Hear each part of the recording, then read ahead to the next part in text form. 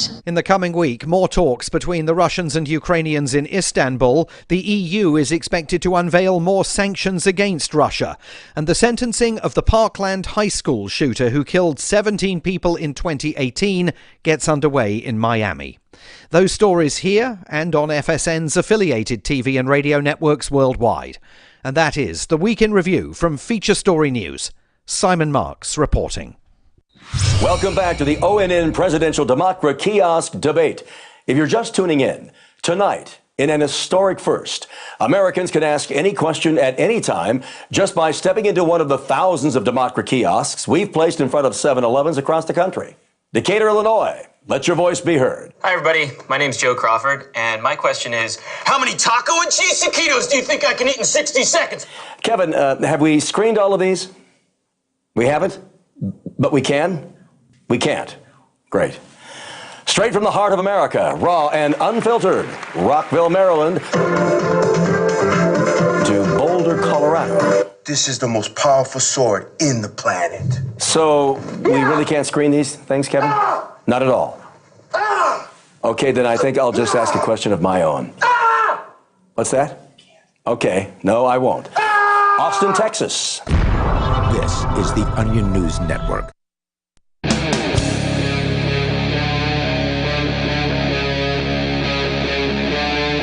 Free Talk Live. It is Free Talk Live. Welcome to the live Saturday edition of the program. You can join us here if you want to take control of the airwaves. The number is 603-283-6160. That's 603-283-6160. Coming up, cheaper gas in Mexico. We're going to talk about that. By the way, with you tonight, it's Ian and the Reverend Captain Kickass. We also have a special guest host who's joining us here for the first time. I've never met him before. He showed up in town a couple days ago. I met him yesterday at one of the meetups that we do regularly here in Keene. He is Nudge, not the Nudge, but the channel's a Nudge. Okay, your channel on well, you've got a Twitter account. It's the Nudge and the number 4, and you also have Odyssey. Yep, and Odyssey, that's called YouTube, Twitter. And that's the Nudge at Odyssey, is that right? Yes, well, odyssey.com/nudge.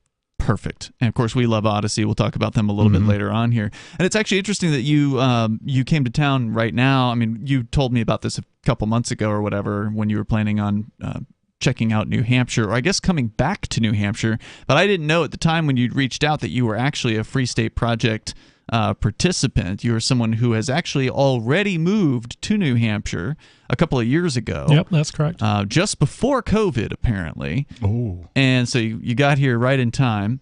And then at some point you decided you were going to go travel the world. You ended up going to South America, El Salvador. You're a crypto guy. So, I don't know where to start with you. I guess, how did you get into libertarianism or liberty and then cryptocurrency? Find the Free State Project. Give us a little history.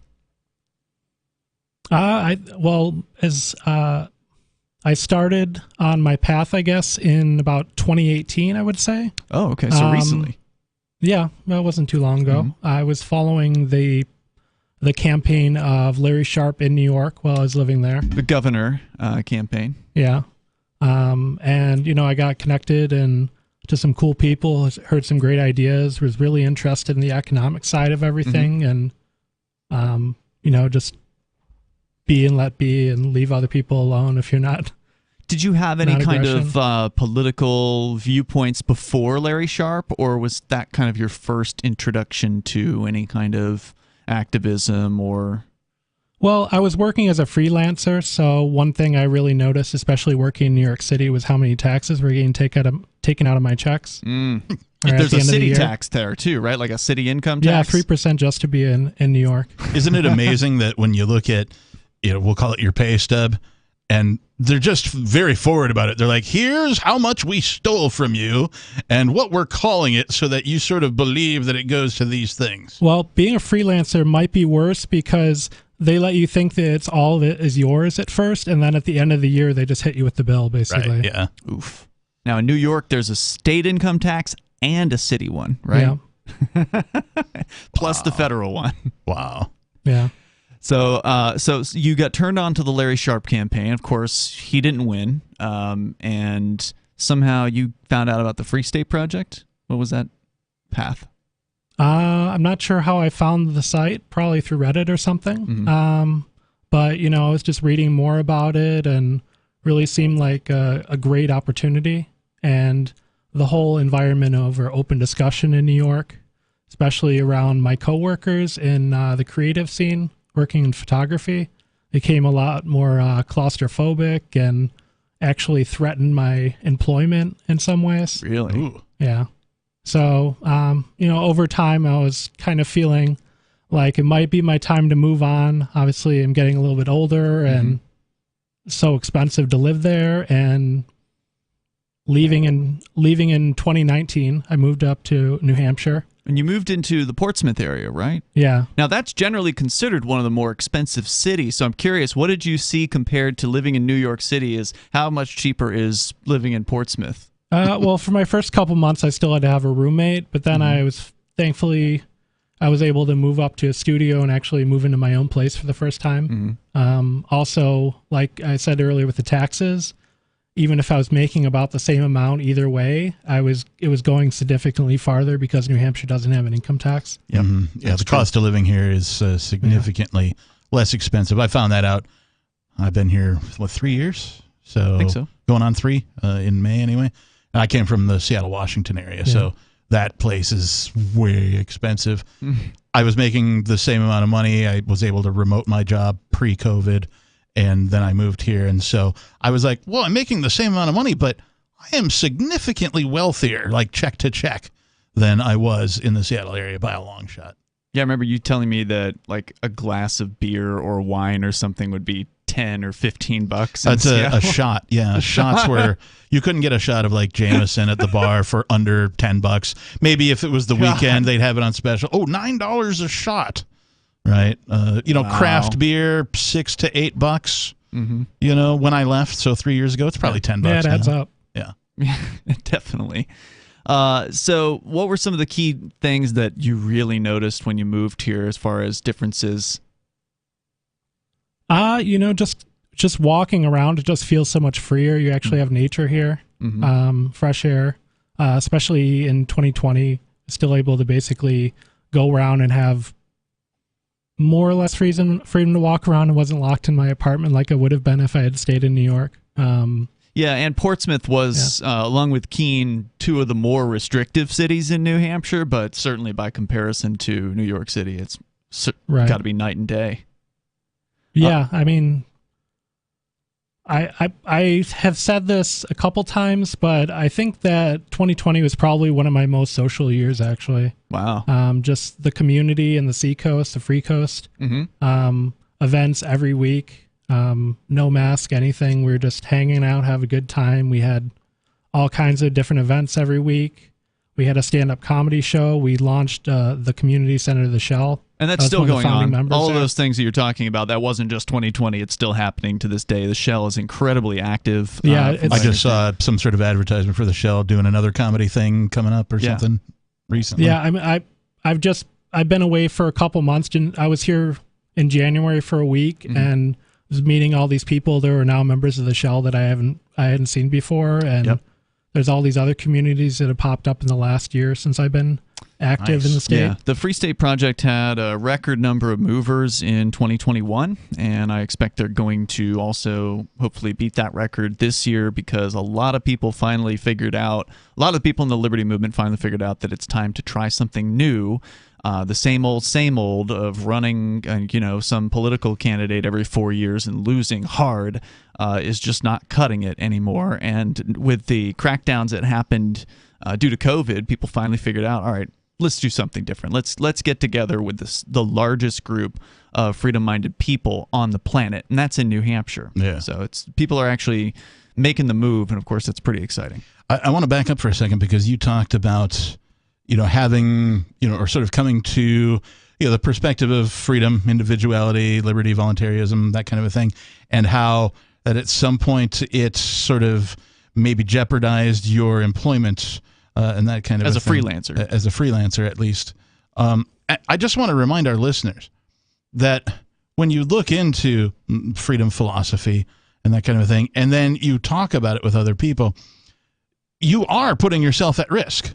Sure. People who talk about it, I mean, we're on the radio all the time, like, you know, it's entirely possible that because of the words that we say, right, that we could be... Or the words you don't say. I think silence is more of an indictment, especially in some of these liberal circles. Mm-hmm. So there's just risk involved with having a perspective of freedom, which, I mean, it totally sucks. Yeah, like, if you live in the wrong places, for sure. Yeah. I was basically a Republican to a lot of these people, and my work was all derived from freelance, so gradually you could see things taper off and less opportunities were available to me, and of course they're trying to fill certain quotas, so, you know. It's interesting that you said even if you stay silent, and so that suggests that you have to signal to these people, right? Absolutely, yeah. So they know you're one of them. There's more on the way here. We've got Nudge with us in the studio, and you can check him out at the Nudge 4 on Twitter. He's got an Odyssey as well, and we're going to continue just kind of getting into what his experience was traveling and spending cryptocurrency, because that's kind of what he's been up to for the last year. And he did indeed go to El Salvador, so we'll get his perspective on that interesting Bitcoin experiment down there. It's Free Talk Live. Are you tired of your taxes funding endless occupations around the world? Antiwar.com is run by people who understand that wars abroad become wars at home, wars on our freedoms. Antiwar.com is dedicated to bringing you the latest in news, views, interviews, and reviews from the top movers and shakers in the anti-occupation movement. Antiwar.com has it all, from thorough foreign policy analysis to interviews with whistleblowers who used to run the military-industrial complex. Anti-war, pro-free market. That's antiwar.com. When a lunar observatory detects a radio broadcast originating from Proxima Centauri, the nations of Earth discover their first contact with an alien race may also be their last. With the Proximans facing an extinction-level disaster, Earth must choose between sending a ship on a multi-year journey or allowing nature to take its course. Saving Proxima, a hard science fiction thriller by Travis S. Taylor and Les Johnson from BaneBooks.com. I'm a little obsessed with My Magic Mud. Several years ago, I met Jessica Armand, the founder and CEO of My Magic Mud, and I didn't even know my teeth were coffee stained. A week's worth of use convinced me, and now I use it every 3 or 4 days. It's clinically proven to whiten teeth, and I think it cleans better, too. My Magic Mud's available at most local health food stores, Sprouts, Natural Grocers, CVS, Walmart's Natural Beauty Aisle, but I can get it for you for 20% off with coupon code FTL20 at mymagicmud.com. FTL20, mymagicmud.com. Are you tired of governments murdering people around the world? Stop using their money. There is an alternative. Bitcoin is a stateless, free market, non-political currency. Bitcoin cannot be inflated or controlled by any government. By using their money, you are helping the state. Stop doing it! You have an incredible alternative available now. Learn it, use it, spread it. Get started with Bitcoin at bitcoin.com. That's bitcoin.com. Why did you move to the Shire? I moved here to the Shire because there's other people around who take liberty just as seriously as I do. I moved to the Shire because I saw videos of people challenging authority and thought that I could get support myself. It called to me, like, do this, right now. I wanted to be around people like me who got it, and once I got here, I knew there was nowhere else that I wanted to be. I've always wanted to change the world, so I moved to the Shire to join people who were actually working towards doing the same thing. The people here are awesome, loving, and positive. It was for the adventure and for the feeling of something important is happening here, and I just wanted to come to sort of be part of that. Visit ShireSociety.com to read and sign the Shire Society Declaration and learn the reasons why, if you love liberty, you should immigrate to the Shire. Plus, connect with others via the forum at ShireSociety.com. That's ShireSociety.com. If you want to know the latest about Free Talk Live before we go on the air, all you need to decide is how you want it delivered. It's your choice. Visit news.freetalklive.com to receive our usually weekly news updates by email. Plus, we have a Twitter account at twitter.freetalklive.com, and you can follow us on the decentralized Mastodon platform at toot.freetalklive.com. So please follow us at toot.freetalklive.com and sign up for our emails at news.freetalklive.com. There are basically two types of advertising, direct response and branding. Radio's great for direct response with its low cost to listener ratio, but audio can't be beat for branding, which is a longer term endeavor. You want to be the first thing that someone thinks of when they think about your product or service. If you have a local business that you want kept top of mind in your community, call the station. If you need national reach, Free Talk Live's got around 200 radio stations, millions of monthly listening sessions, can suit all budgets, and if we don't think we're right for you, we'll tell you. Email me, mark@freetalklive.com. We're still not sure why you'd want to watch, but our video feed is streaming nightly for free at cam.freetalklive.com.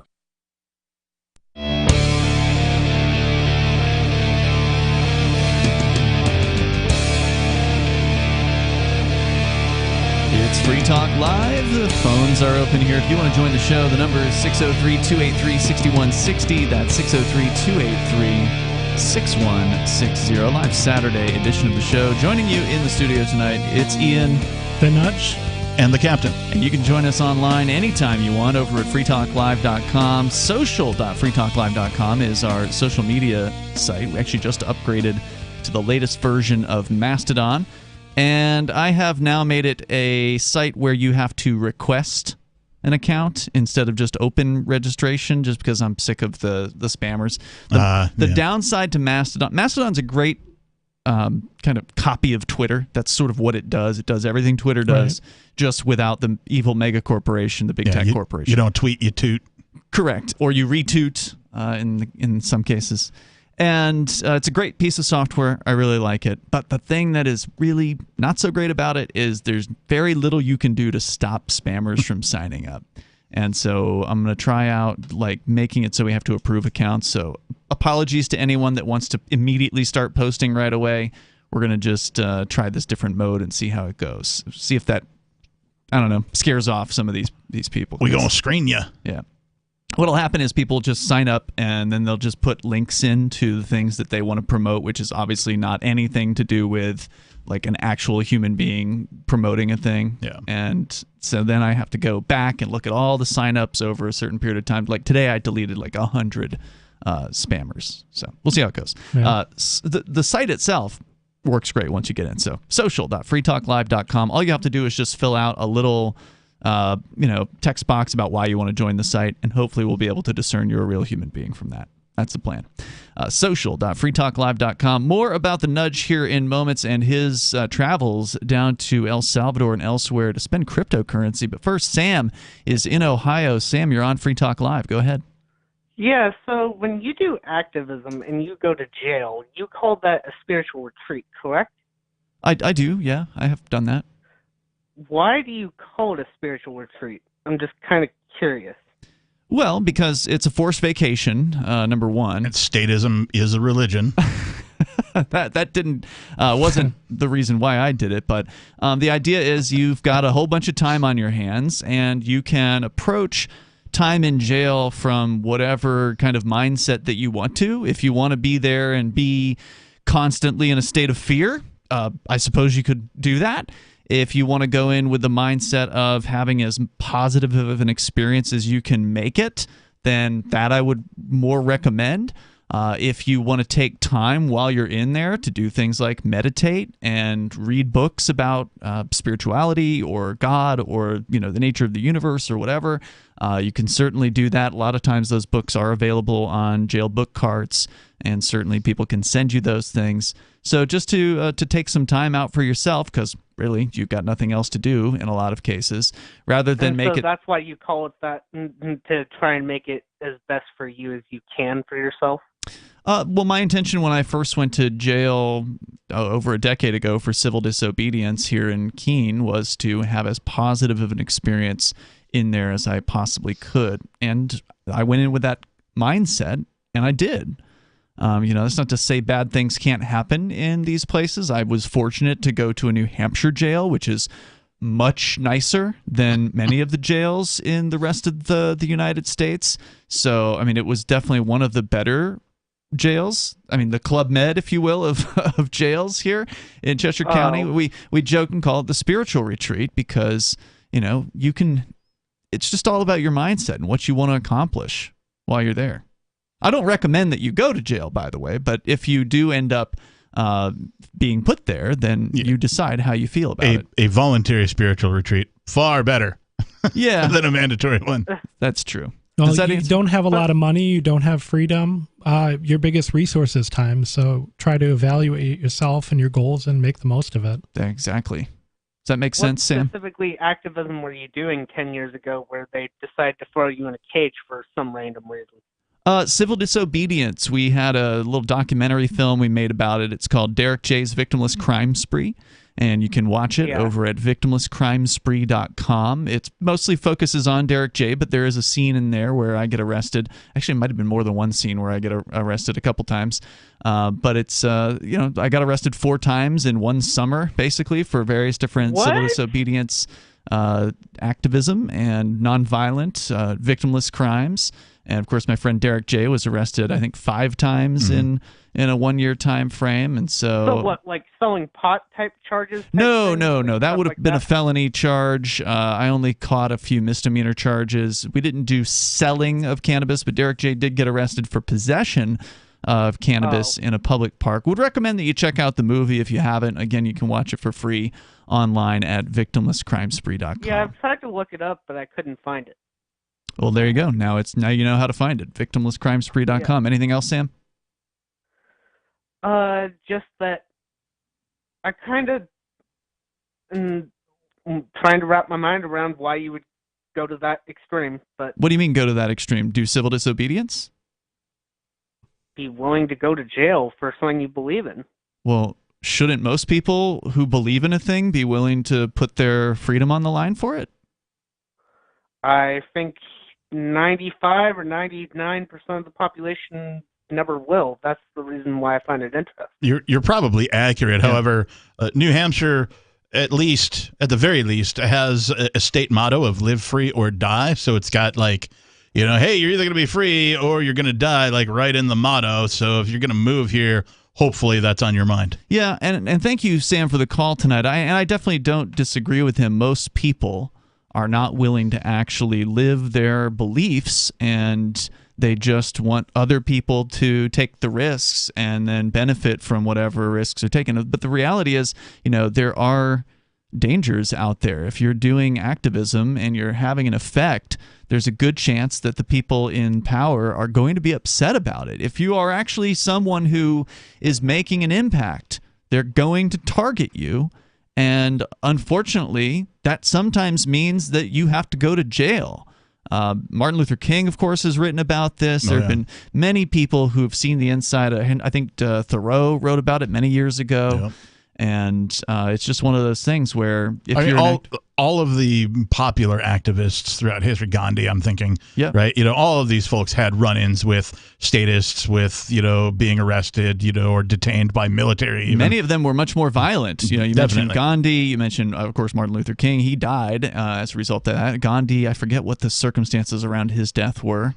I don't recall, and I should know because I've read a biography about him. Malcolm X, of course, another example of someone who was arguably killed by the government. There's no proof to that, but a lot of these people, they speak loud enough, and if it's something that is against the status quo and a threat to the status quo is going to take you down. And we're fortunate that it was just jail that most of our activists here in New Hampshire have experienced. We haven't seen people being, strung up from crosses and lit on fire or killed, thank goodness. Well, and Sam sounded like the caller. He sounded like a person that, maybe it was, I can't believe somebody went to jail for that. Well, activists all around the world go to jail frequently for what they believe in because, well, that's what they do. They believe in something, they act upon their beliefs. The state doesn't like it, so they want to come in and do something about it. I mean, if voting changed anything, they'd make it illegal. So there has to be other things that go on. There's more coming up here. You can join us. This is Free Talk Live's Live Saturday show.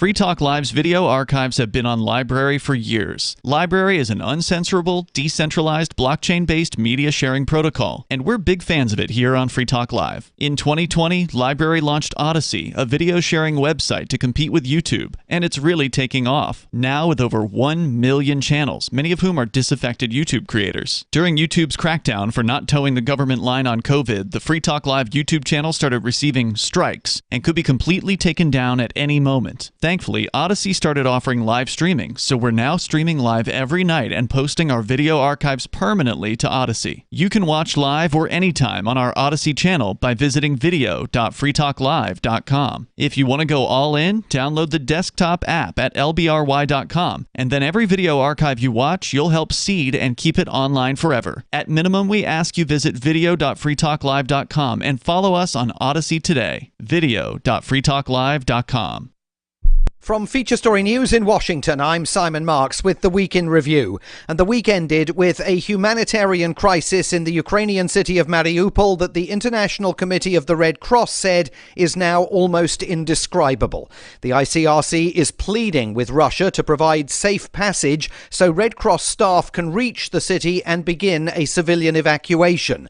The week saw the Russians fail to make good on promises to alleviate their military assault on the Ukrainian capital, Kyiv. They had said they planned to focus instead on cementing the independence of the eastern regions of Donetsk and Luhansk. But reporter Oz Kataji in Kyiv says there's no evidence yet of any change. As you can see from the way they've treated Mariupol, the idea that Donbass itself holds any value for Vladimir Putin should be viewed with skepticism. There were fresh talks between the Russians and the Ukrainians that appeared to make modest progress. There will be more in Istanbul in the coming week.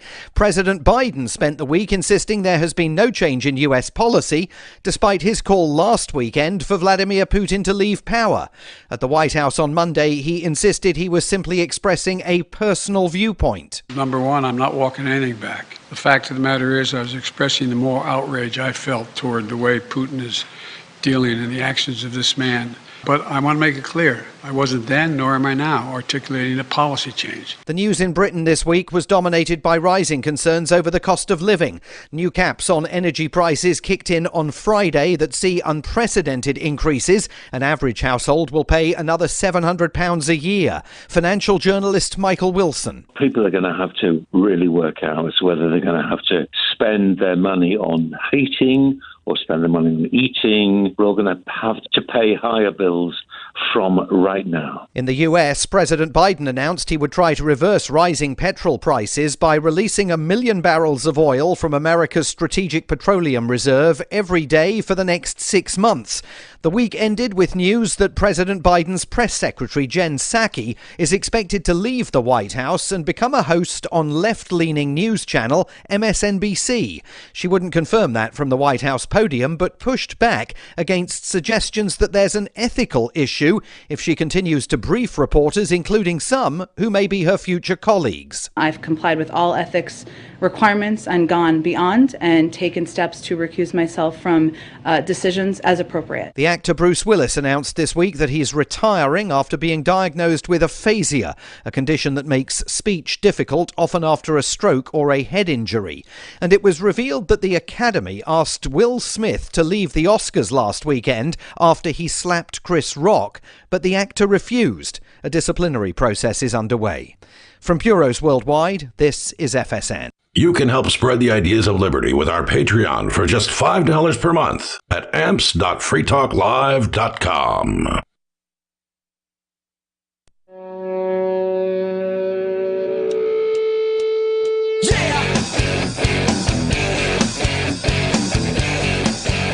This is Free Talk Live.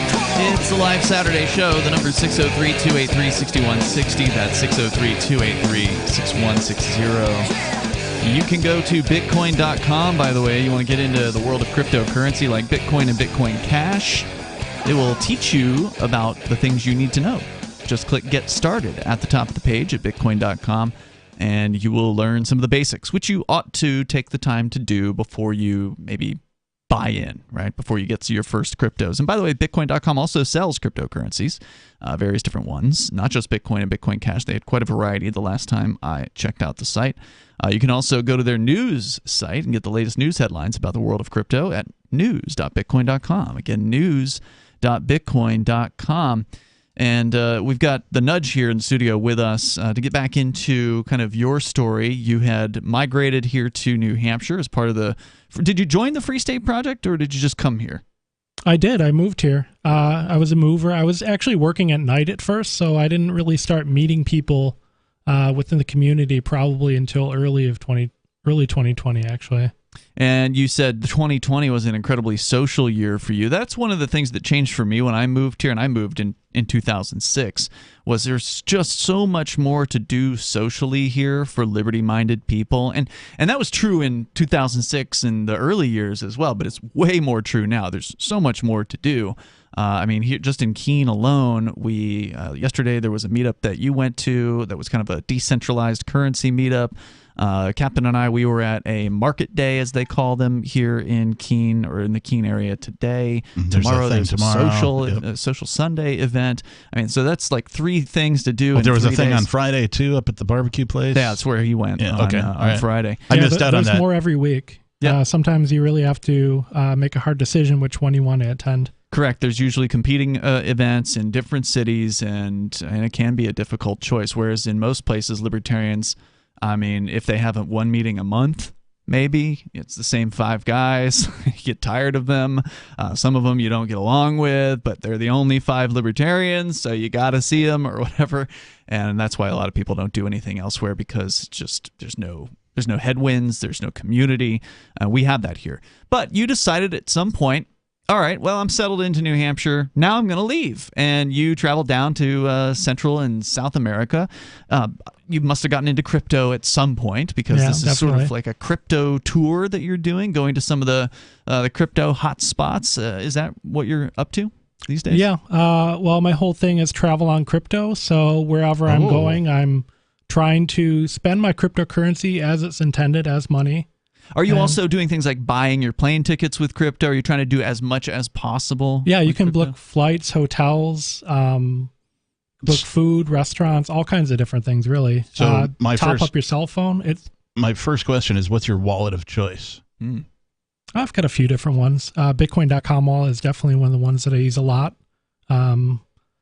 What else? What about in El Salvador? Did you have to pick up the state-sponsored wallet to transact, or were you able to use, regular app wallets? Well, El Salvador was the first project that I actually tried to crowdfund. So I got donations from a bunch of different people through Twitter and Reddit with ChainTip and on CoinTree, and on Odyssey, obviously, as well. And people were sending me tips. And despite being in a country where I have to spend BTC everywhere, barely any BTC donations. The maxis are not too generous with their sats. That's interesting that you say that, because that's not the first time I've heard that as well. I've also heard, and it's been a few years, but I've heard people say that Bitcoin maximalists, as much as they tout BTC, they just don't donate it to anything. And you have to look to other communities like the Bitcoin Cash or the Dash community if you want to find people that are actually willing to put their money where their mouth is. Well, I mean, some of that could be the expense of transacting in BTC. Like, it's less expensive for me to donate to somebody using, anything else besides BTC and probably Ethereum. Well, that's the thing with the Bitcoin maximalist, is they don't believe in spending it. They don't actually, that's not part of their whole religion. Oh, that's too bad. I will say I got $1 on CoinTree once, and it probably cost them at least that much in network fees. Right. Yeah. I set up Lightning Wallet, obviously, to try to reduce the suffering and transferring everything over to BTC to spend there. Yeah. Was that a confusing process at all? I'm prohibited from using crypto under my bail conditions. To set up LN address, you can use like a Telegram bot to receive donations, but it's definitely not as easy as just sending someone an address. I got my first payment that I got from, I assume, a maxi. I'll have to censor this. All blank coins must die. Blank you. Wow. So they sent you a donation, but they sent angry. me 1 Satoshi just to say that. Oh, 1 Satoshi. Okay, Yeah. For listeners that don't know, a Satoshi is the generous. Is the smallest fraction of a Bitcoin. It's like what 1/1,000,000th or something like that of 1 Bitcoin. Yeah. It is very, very, very, very small. That is what the term Satoshi is. I don't see how. It's like leaving a penny for a waitress, basically. Yeah, it's that kind of it's an insult. insulting more than anything else. I don't see how anybody who's into BTC cannot see the value in having a competitive cryptocurrency market. Well, I mean, we don't have that person on the air, whoever, I know. one of these maximalists to defend This is one of the themselves. questions that I have. Like some people have accused me of being a BTC maximalist, and I go, well, that's not silly. true because I use many other cryptos. You have to get yourself inside the head of an authoritarian. So it's difficult sometimes to try to think in that idea of controlling the market instead of just letting it work. Yeah, it's such a bizarre contradiction. It seems so clearly contradictory to say on one hand, like a lot of these Bitcoin maximalists, for listeners that don't know, a maximalist is someone who believes Bitcoin is the one true coin and that no other coin will ever survive and that Bitcoin will be always number one and is the best and so on and so forth, even though they don't actually believe in spending it, which is a whole other thing. But they claim that, oh, well, you have to use Bitcoin, or Bitcoin's the best because it's so decentralized, and oh, these other coins are more centralized. But yet at the same time, they don't support decentralization of coins themselves, meaning they don't support having other options. They use the diminutive term S-coins, which I can't say the full word on the radio, to describe all of the competition. And so they don't really believe in decentralization. They don't believe in choices in the marketplace. In fact, they're angry that there are other options in the market. Am I explaining this correctly, Nudge? Yeah, that's correct. There's actually an S-Coin conference happening in Miami right now, right across town from the BTC conference in Monerotopia. Yeah, and that happens annually, I'm told, that it's always across the street in Miami. That's what I It's heard the about same. last year. Yeah, last year they had one as well.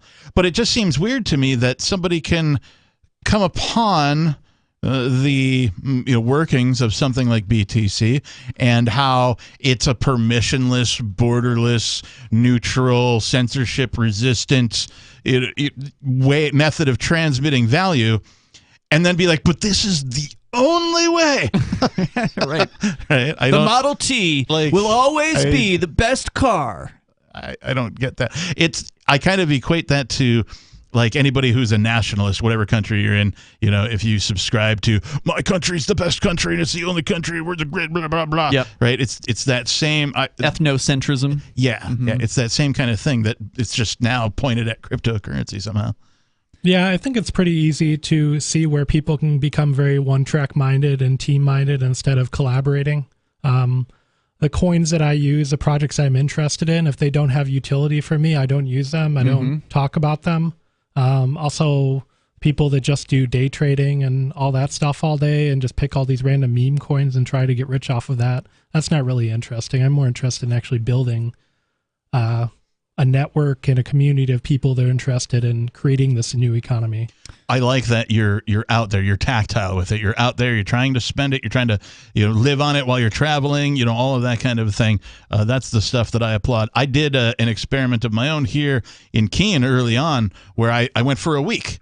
And I was like, because there's so many places here that take cryptocurrency, I'm like, let's see if I can go a week living on just cryptocurrency. And I did. It was challenging, but I was able to do it for a week. So somebody like you who's doing it for, you're traveling overseas and stuff, respect, man. Yeah. We're going to talk more about your experience. I definitely want to get into El Salvador since you did go there, and we'll find out what that was like for you. For listeners that may be unfamiliar, El Salvador created a Bitcoin law in September of last year to make it legal tender. So the protection of life, liberty, and property is what the Free State Project is all about. But it's an effort to move 20,000 people who understand. It's about demonstrating to the entire country that, yeah, we can have a free market, a truly free market. Making it just a freer, great place to live. It's the world's largest voluntarist libertarian community, and it's only getting bigger. That's amazing, to be able to move to a place where other people passionately believe in being free and independent. What the Free State Project is managing to do, though, is to put their money where their mouth is. Physically getting up across the country and saying, let's go someplace and let's demonstrate the power of these ideas. There's a lot of kind of philosophy that surrounds liberty. There's a lot of thinking about it and talking about it. But here in New Hampshire, people are doing it. 101 Reasons Liberty Lives in New Hampshire, a documentary by Free State Project Early Movers. Watch it free at 101reasonsfilm.com. 101reasonsfilm.com. Looking for a great real estate investment? Consider New Hampshire, which is ground zero for the Liberty Movement. Your first call should be to Mark Worden from Porcupine Real Estate. He's more than just a real estate agent. He's your New Hampshire concierge. Where are the best places to live? Do you want farm, city, the burbs, or forest? Do you want a duplex or multifamily building so that renters pay your mortgage? There are homes in all price ranges in New Hampshire, and Mark can help with financing too. Invest in liberty and property. Mark Worden can help. PorcupineRealEstate.com. There are lots of ways to listen to Free Talk Live. Our podcast has been around since podcasts began, and now the FTL feed is loaded with content besides our full show archives. Did you know that we make it easy for you to customize your podcast subscriptions? We have different feeds, one that includes only our full shows, one with just the Daily Digest, and our main feed that includes everything. You decide what you listen to. It's quick and easy to customize your feeds at feeds.freetalklive.com. That's feeds.freetalklive.com.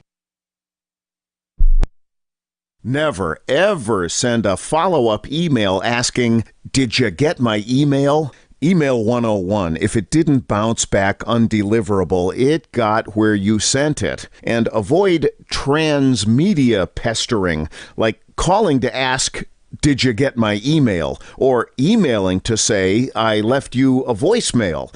If your emails and voicemails aren't being acknowledged, your problem isn't technology, it's technique. Is your message concise and understandable? Have you boiled it down to seem as relevant as possible to the recipient? In other words, is it the opposite of spam or junk mail? All of this really matters if you're a job seeker.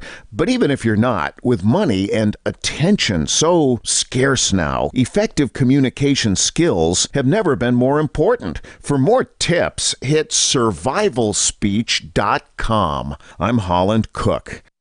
What if you want to hear the latest episode of Free Talk Live, but all you have is your phone, you forgot to download our archive, and you have no data connection? You can call our Listen line at 641-793-0191. That's a long-distance number, so you may incur charges. If not, listen as long as you want. 641-793-0191. The Free Talk Live Listen line, 641-793-0191.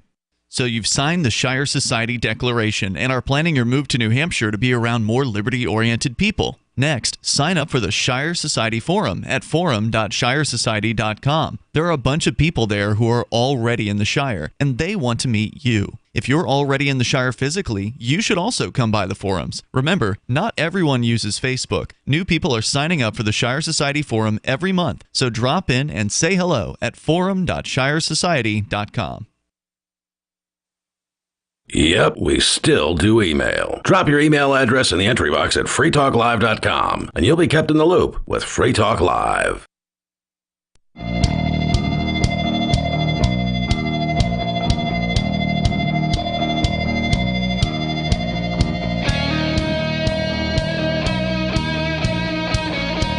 It is Free Talk Live. You're invited if you want to join us here.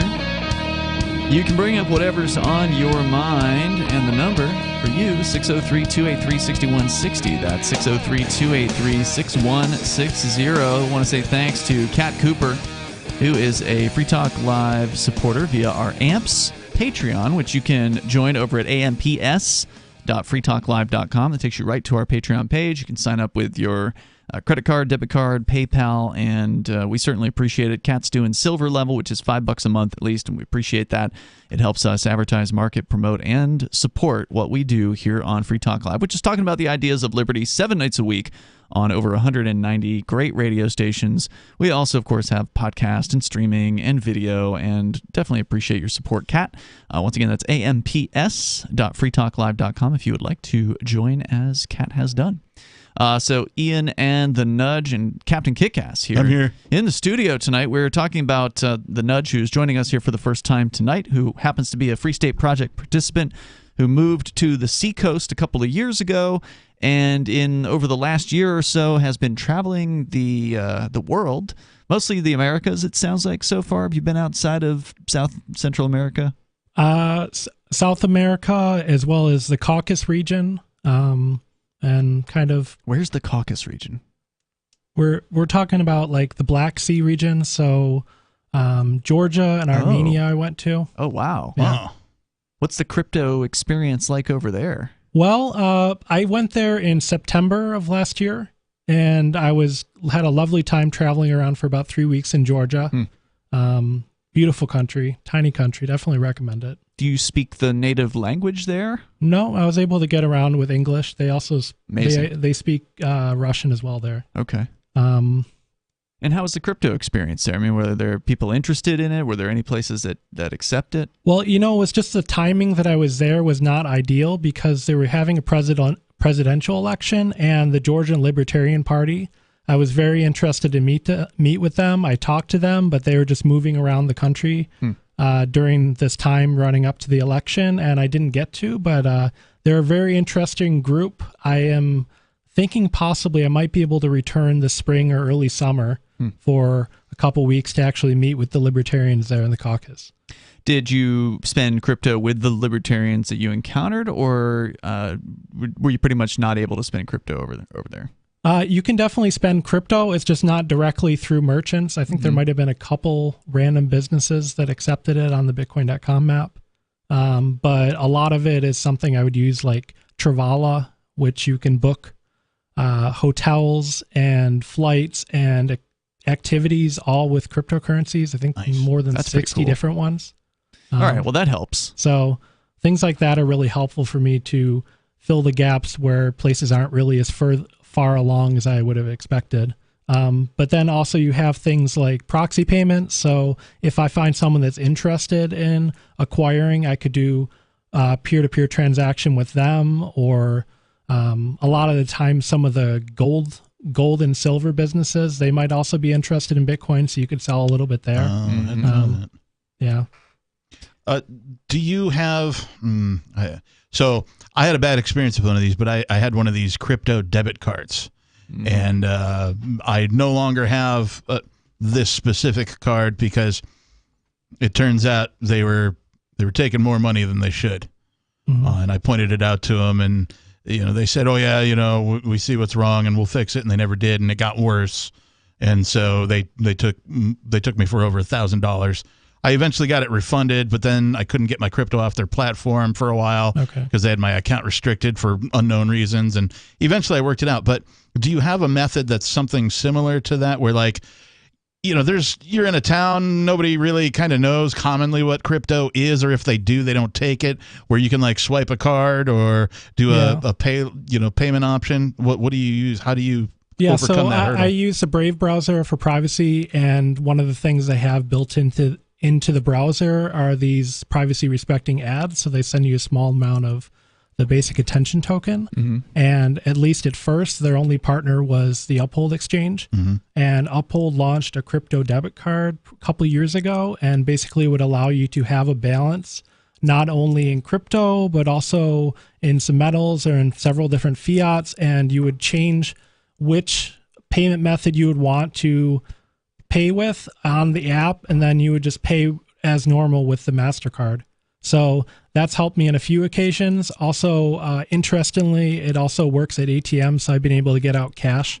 In like a native currency from not the U.S., for example? I couldn't say how good the exchange rate is for something like that. I never really felt like it was unfair, but Well, there's a price you pay for convenience. Right? I was just interested in testing out the technology. It's definitely not my preferred method, but I was too, and that just happens to be the same company that I was speaking of. I'm not trying to badmouth them over the air. It's just that we had problems, and I found their customer service to be lacking in many ways. The card's great, but the customer service ain't. What I like about it is the same things you like about it, that you can, sort of carry a balance in many different cryptos and choose which you want to spend on a given basis. Well, also, if you're trying to fund your account and connect with a bank transfer, because of how antiquated the banking system is, I believe they have a hold of 60 days on your funds before you can do anything with it. Yep. Well, that's probably because of fraud. The way the ACH system works, if somebody steals your bank account information or whatever, and then they run a withdrawal from your account, and you notice it within 60 days, it's relatively easy to pull it back. And so if somebody is using your account information without your permission, and they go and buy a bunch of crypto from some online place like Uphold, and Uphold gives them the crypto right away, then they can take the crypto and run, and then later you notice on your bank statement that, hey, what the hell is this? You try to get the money back, and then Uphold loses the money. You can get the money back from Uphold. Uphold then loses because they've lost your cash and the crypto that they sent the person. So that's probably the reason they do that. Well, that's also one of the reasons why a lot of businesses that are starting to accept cryptocurrency like the finality of a transaction. They don't have to worry about it getting yoinked out of their account later. Yeah, there's no chargebacks with cryptocurrency. And of course, the business owner also gets to keep 100% of the profits, whereas if they are using, if a customer's using a debit card or a credit card, that business owner's probably paying at least 3% out of every sale, and some credit cards it's even more. American Express might be 5-6, Discover might be 6%, something like that. I've never had to accept those things, so I don't know. I know they're bad. I know MasterCard and Visa, you're looking at probably at least 3%. So. It should be said before I forget that while Uphold is a company that offers a debit card, there's many other companies. There's lots of competition. Crypto.com is Crypto.com, BlockFi, even the big behemoth Coinbase. They offer one. It's my understanding, I haven't bumped into one yet that doesn't require KYC, except for maybe the Dash Direct. Dash Direct says that they're going version, to not require that. But they don't have a physical card yet. Right. So they have a virtual card that you can use, and I've used it, and it's great.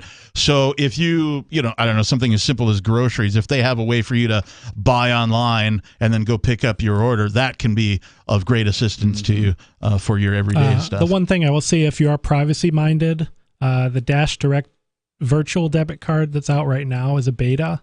It's only available if you have your phone logged into Google. So if you have a de-Googled phone, or if you're just using another app store, you're not going to be able to join that until they fully launch. All right, good to know.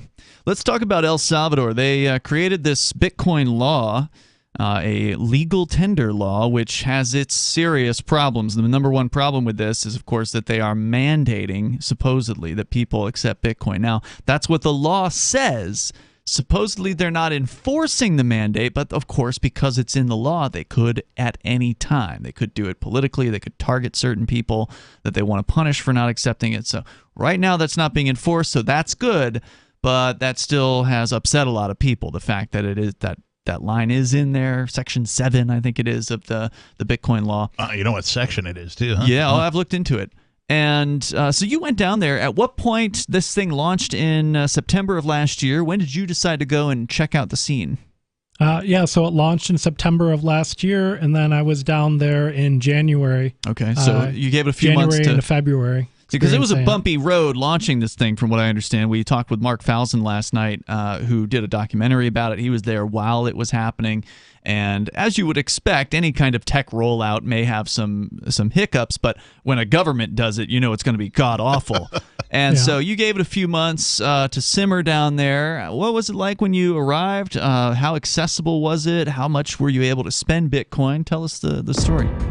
Well, when you first arrive, you get to the airport, you go through and you get your tourist card, and you're able to pay with credit card or cash, but surprisingly, you're also able to pay with Bitcoin. So from the bat, you see that they're on board with that. Good first experience. We're going to continue. You're sticking with us into hour number 2. We got more with the Nudge. We'll talk about what's happening in El Salvador, or not happening in some cases. It's Free Talk Live.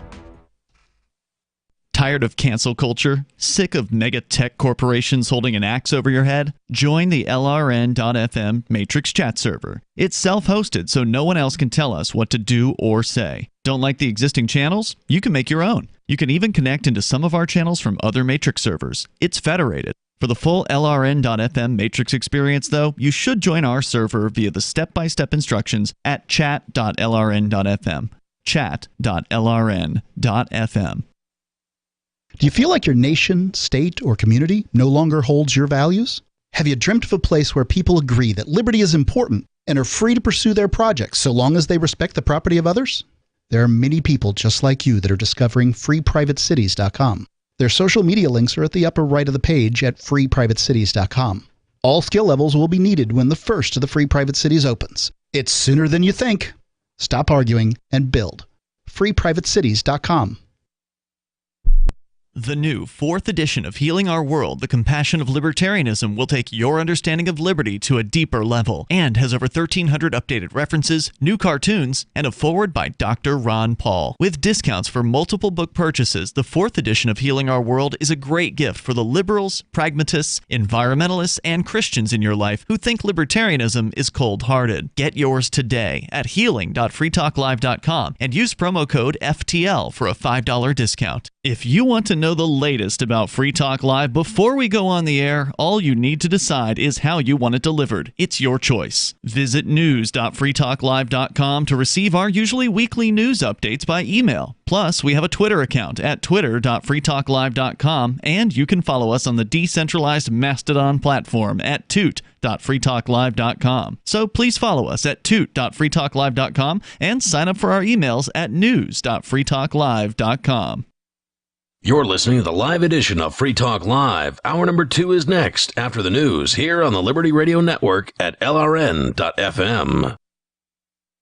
From Feature Story News in Washington, I'm Simon Marks with the Week in Review. And the week ended with a humanitarian crisis in the Ukrainian city of Mariupol that the International Committee of the Red Cross said is now almost indescribable. The ICRC is pleading with Russia to provide safe passage so Red Cross staff can reach the city and begin a civilian evacuation.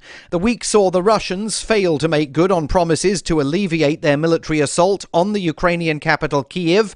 They had said they planned to focus instead on cementing the independence of the eastern regions of Donetsk and Luhansk. But reporter Oz Kataji in Kyiv says there's no evidence yet of any change. As you can see from the way they've treated Mariupol, the idea that Donbass itself holds any value for Vladimir Putin should be viewed with skepticism. There were fresh talks between the Russians and the Ukrainians that appeared to make modest progress. There will be more in Istanbul in the coming week. President Biden spent the week insisting there has been no change in US policy, despite his call last weekend for Vladimir Putin to leave power. At the White House on Monday, he insisted he was simply expressing a personal viewpoint. Number one, I'm not walking anything back. The fact of the matter is I was expressing the moral outrage I felt toward the way Putin is dealing in the actions of this man.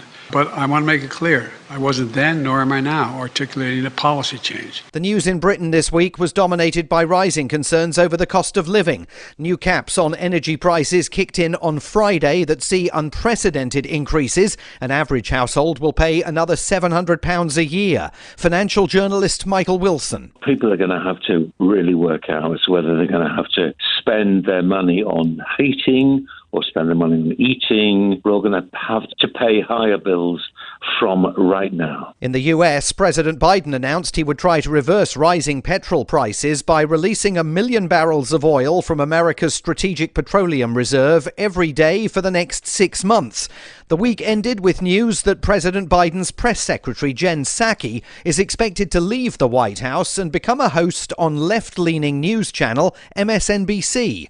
She wouldn't confirm that from the White House podium, but pushed back against suggestions that there's an ethical issue if she continues to brief reporters, including some who may be her future colleagues. I've complied with all ethics requirements and gone beyond and taken steps to recuse myself from decisions as appropriate. The actor Bruce Willis announced this week that he's retiring after being diagnosed with aphasia, a condition that makes speech difficult, often after a stroke or a head injury.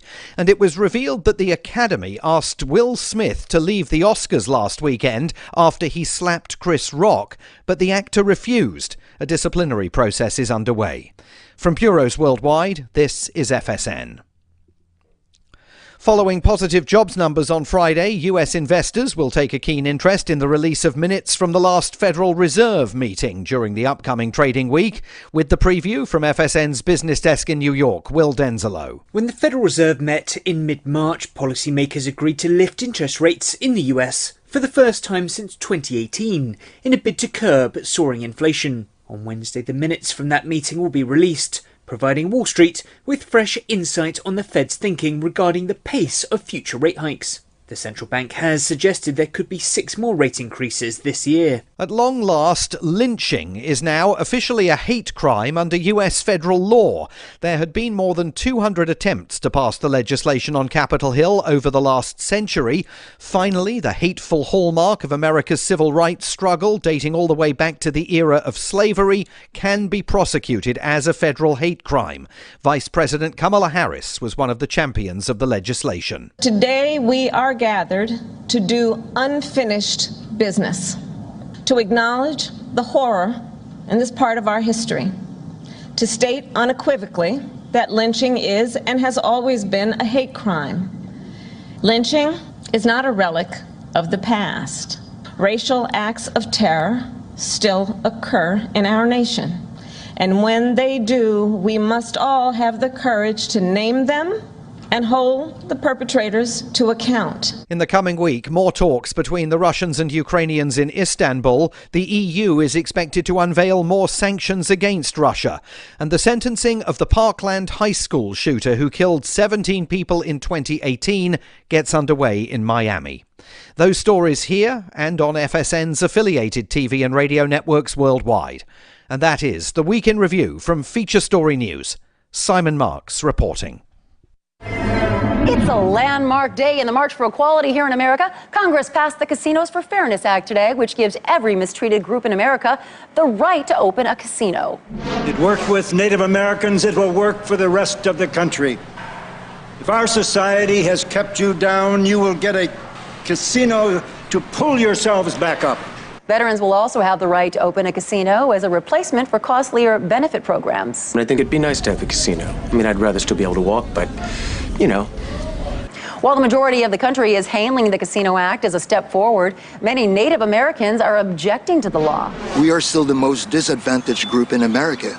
So all that we ask is that we be allowed to open whorehouses and start legally selling cocaine. The bill raised the question of whether immigrants should be allowed to own casinos. After much debate, the legislature decided that they would not, but they will be able to sell sliced mango on the street without a vendor license. This is the Onion News Network.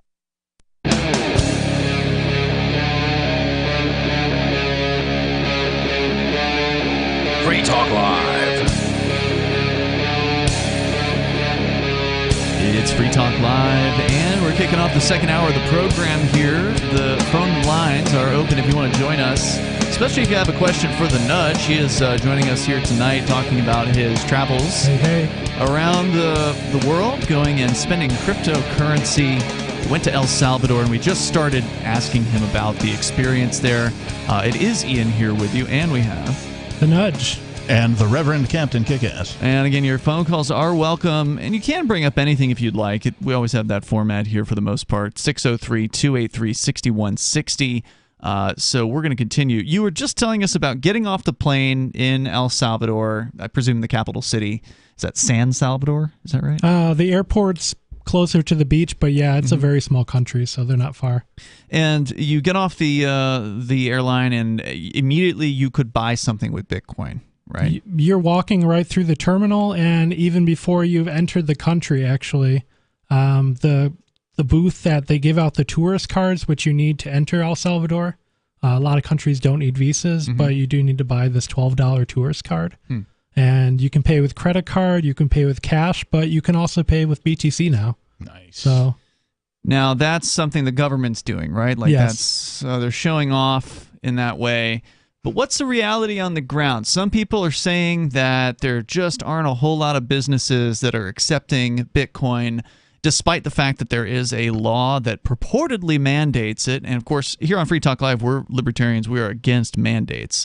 And I think Mark Falzon made a great point last night when he said that the people in El Salvador, the government gang, of course, went about it in the exact wrong manner by doing this top-down, forcing Bitcoin down people's throats, whereas we were talking about St. Martin, where people just on the ground, grassroots, are starting to use Bitcoin Cash, and so the government sort of caught on to that, and they may be making a legal tender status, but on a voluntary basis. Now, that's speculation. We haven't seen that happen, but it's there's a lot of groundswell, whereas in El Salvador, there was no groundswell. Just all of a sudden, the president of the country came out and said, okay, we're doing this, and then they passed this this mandate.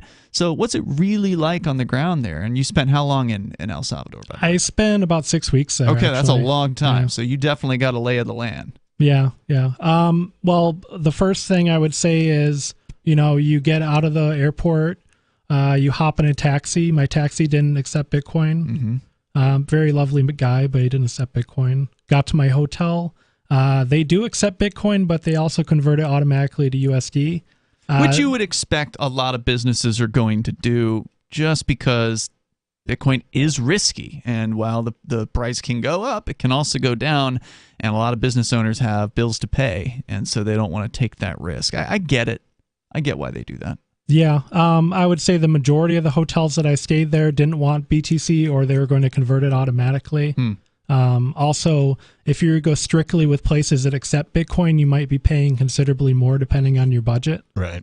What do you mean by that? They're raising the rates for Bitcoin? No, I mean that it really limits where you can stay. Oh, I see. If you're trying to go strictly on only spending Bitcoin there, then you're definitely paying more for accommodation in some cases. And yeah, if the only hotel that takes Bitcoin's a 5-star hotel, then you're staying in a 5-star hotel. Yeah. I see what you're saying. Or if it's just a regular hotel and it's this price, normally they might charge you an extra percentage just for the privilege of paying in Bitcoin. Or because you're a gringo. Well, yeah, we see that here in the U.S. even on things like Craigslist, where they have that little box you can check for cryptocurrency. Okay, on Craigslist, you'll find guys selling like cars or whatever for $10,000 that should be selling for like $5,000, right? But what they're doing is they're charging you a premium for the privilege of buying their car in cryptocurrency. Hey, they know what they have. It's all right. Yeah, fair enough.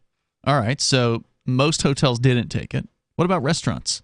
If you like McDonald's, you can walk in there and you can get your Big Mac. They've got the nice kiosk in there. You pick whatever meal you want, and then you can pay with either credit card or with Bitcoin or Lightning Network. So you can do Bitcoin or Lightning Network at McDonald's?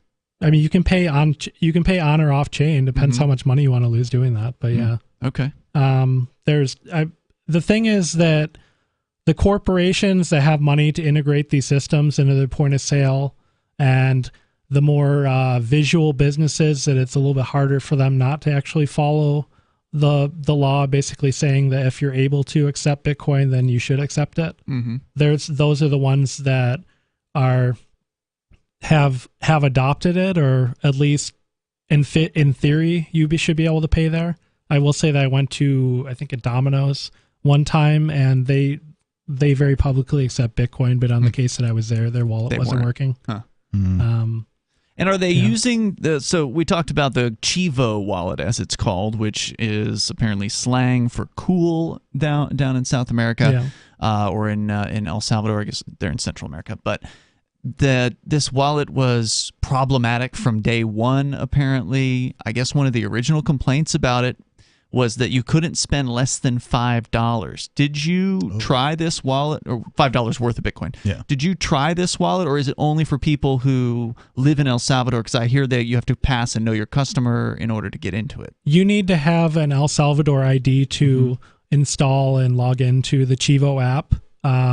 And the way it's basically designed is for Salvadorans either in El Salvador or abroad as immigrants working, and then they can send money that way. I learned pretty quickly that, actually, I'll address there didn't seem to be any issues with actually using the app, except or the people that I spoke to, they said that there were some technical issues within the first month or so, but they had been pretty much resolved. Okay, there weren't as many stuck payments or other errors. I did try to go to a supermarket and pay, I think, 3 different times, and never actually succeeded in paying with Bitcoin there. Were they using Chivo on their end? Could you tell? They have a desktop Chivo app on their computer system there, and they have one checkout stall that accepts Bitcoin in the store. So you have to get in that line, and then you have to pay. Unfortunately, I think I tried with about $2 or $3 worth of stuff, and my first experience I backed out of because you weren't able to select Lightning Network on off chain on the screen for some reason. It was grayed out, so you could only send it on chain. So it would have been $2 or $3 plus another $1 or $2 just to send the transaction. So it didn't make any sense. Which is one of the issues with Bitcoin. We touched on this earlier in the show tonight, are these transaction fees. That is the reason why Bitcoin Cash sort of sprouted off from Bitcoin back in 2017 when they couldn't come to an agreement on how to lower the fees. Bitcoin Cash advocates said it's simple. You just raise the block size. Problem solved. But the others behind Bitcoin refused to do that. And there's some interesting, conspiracy theories as to why they refused to do that. Some say it's because the people that are making this Lightning Network wanted to purposely cripple Bitcoin so as they could provide the so-called solution to it.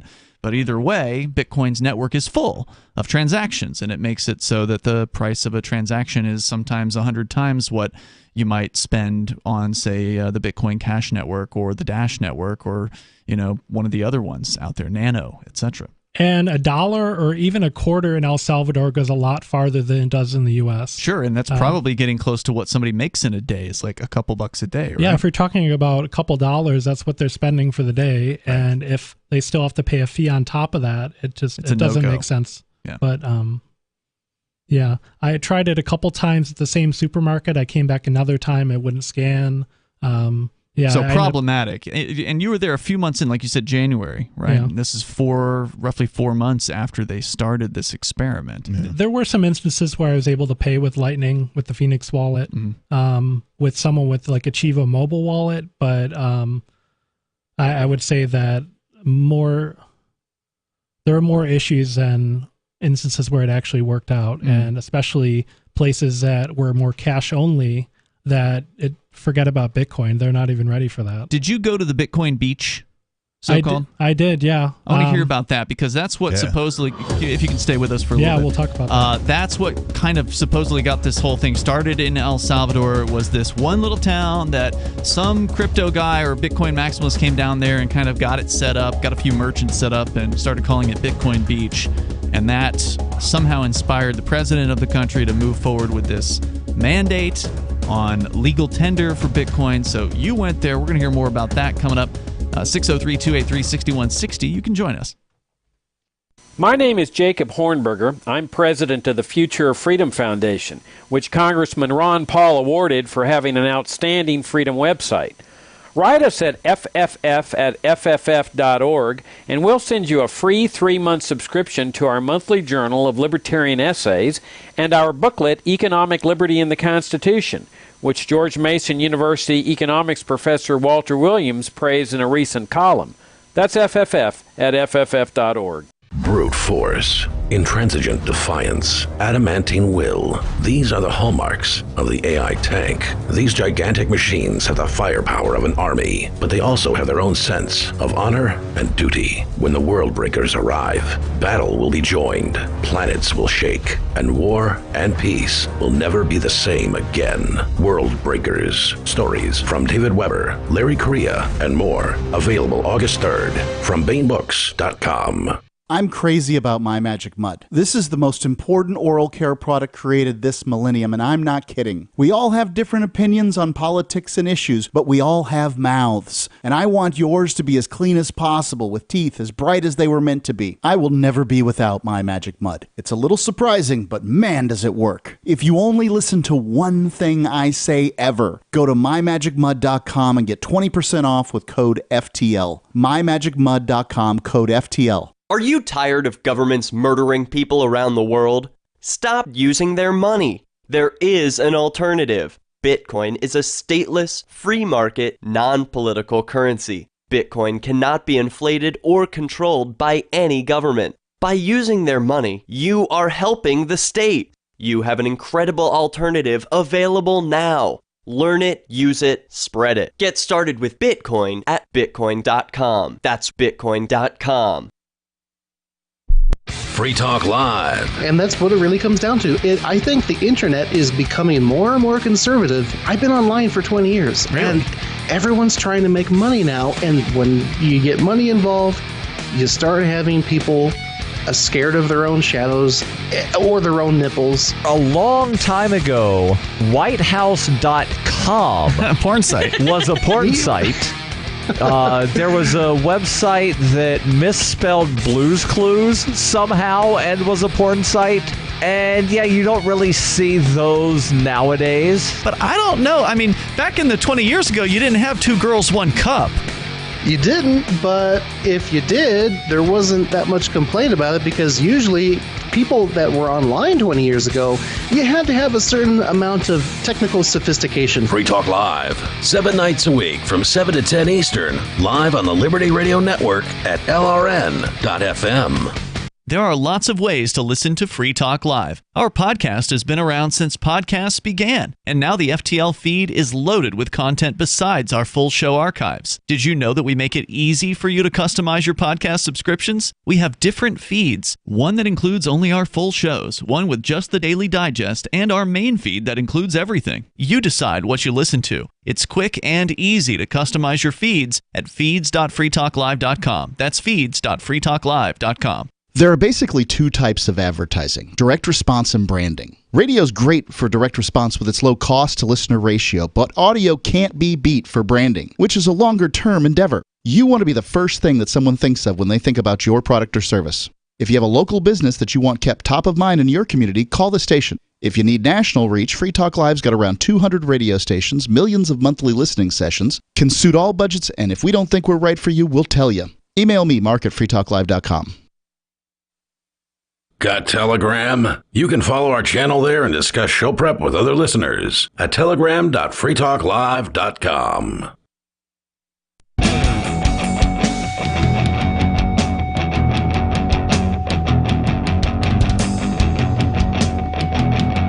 It's Free Talk Live, and you can join the show here if you want to jump in.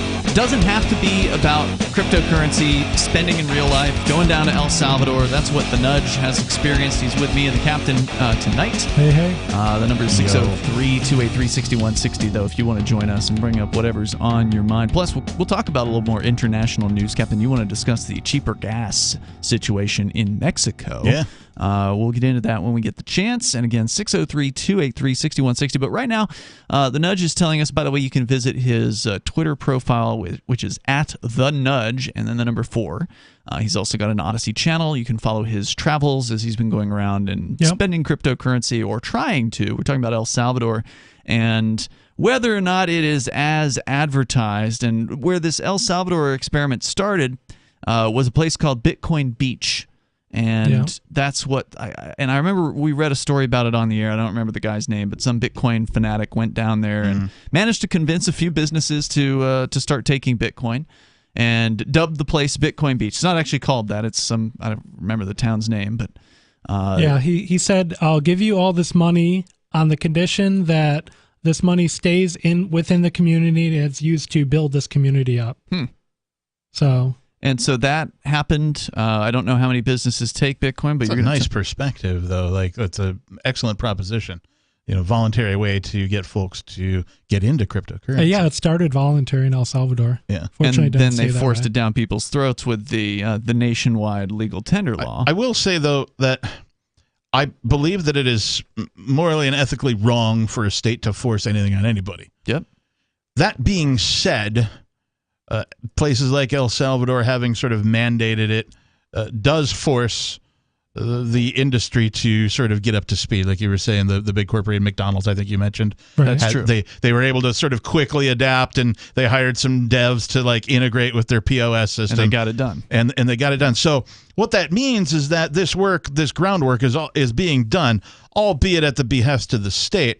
So hopefully later on, like, you know, it won't be as difficult for people to start adopting this stuff. Yeah. So I see sort of a positive within all the negative there. I'm with you. There are some positives. I do enjoy the president of El Salvador ribbing the United States and other fiat countries. Like he's vocally against fiat currency and kind of has thrown his weight in with the world of crypto. It's just he's still an authoritarian. Well, he used this meme of Bitcoin to put his country on the map, to bring investors in there, millions of dollars. He's trying to raise half a billion, Bitcoin right? City that they're trying to build. Yeah, they're trying to raise, I believe, $500 million for this Bitcoin City thing. Which is great. Definitely some of his tweets are funny as well. Yeah, he's entertaining. I wouldn't want to be his political opposition, however, because apparently he will have you arrested if you criticize him.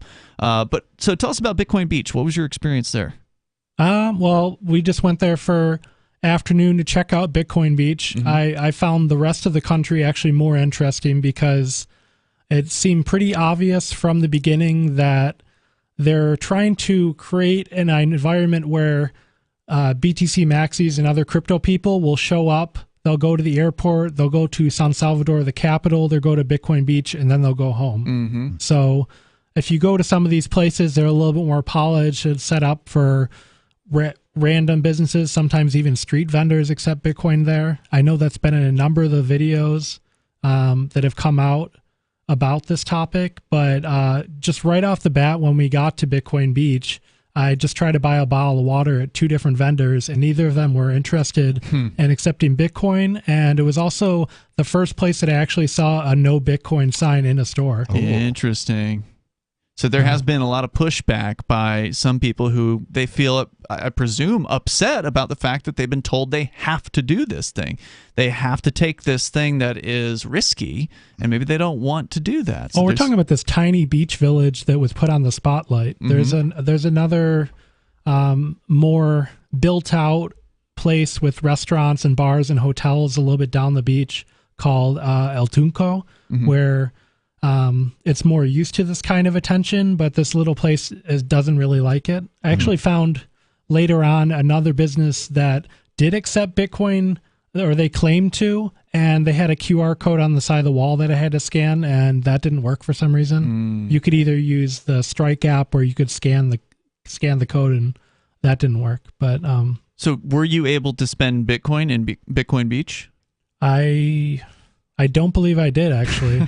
No, there's hotels there, and I guess there's some street vendors that accept it. I didn't run into them while I was there. Wow. It's just called Beach now. Yeah, well, there was an article that we read, and I don't remember the source. It was sometime last week, or maybe a week ago, about the sort of El Salvador, sort of like an overview of what happened, who was behind the scenes, and they talked about this Bitcoin Beach where they had like a Bitcoin convention that they threw, or like a big party or something, and then they like really dressed it up to make the place look way more Bitcoin oriented than it actually was in real life. They described it as a Potemkin village vibe, which is a reference to, I believe, the Russians, if I recall correctly, that set up this sort of show village, which of course had nothing to do with the reality of communism, but it was a place where you would take a tourist or somebody from another government. I wanted to spearhead that assumption that it's so widespread, the Bitcoin adoption there. So the first thing I actually did, my first video that I released on Odyssey and YouTube, was where I just went to a market in the city of Santa Ana, and this is the second largest city in the country. It's away from San Salvador a little bit. There's this big market where you just walk around and there's all these informal vendors selling any variety of goods. This is where regular Salvadorans spend their money. Sure. And we couldn't find anywhere that actually accepted Bitcoin. Wow. In fact, we talked to the vendors. We explained what we were trying to do, got some interviews. I had a translator working with me while I was there just to make sure I understood everything. And there's a thing that they did when they launched the project is they gave out $30 in BTC to every Salvadoran that registered with their Chivo app. Yep. And what pretty much everyone did was they created an account on the Chivo app. They saw that they had the $30. They found the Chivo ATM, which isn't too far away in the park there in San Salvador. They're all around the country. and then they immediately withdrawed for USD. And then forgot about it. Couple things with that I'll add on. One person actually told me that she got the $30 and then she deleted the app. Mm-hmm. And then I also mentioned that they got $30 in BTC and then they withdrew $30 in USD. So the government is subsidizing the network fees. Mm-hmm. It's either not actually on chain or they're just taking that money and from the people and using it to make these transactions possible. Mm-hmm. Yeah, from what I understand about the Chivo app is it is not on the Bitcoin blockchain. It is just basically a database, and the government, with whatever their contractor is that they've hired to make this app work, is in total control of all funds. In that case, it's what they call a custodial wallet in the world of Bitcoin, meaning that the government or their corporate buddy has custody of however many millions of people, if there are even that many. As you say, this one lady, she got $30 worth of Bitcoin, changed it into cash, and then uninstalled it. So how many installs have been that way, where they just came in, got a few, like a week's worth of pay, basically, or whatever. $30 goes a long way, as you were saying. There's more coming up here, and you can join us. The number is 603-283-6160. Can we talk more about El Salvador? Of course. All right, more with the Nudge and his experience. Of course, you're welcome to weigh in as well. It's Free Talk Live. Hi, I'm Derek J. I don't want a politician to represent me. To me, government is the idea that one group of people can coerce everyone to comply with an edict or face increasing punishments up to and including death.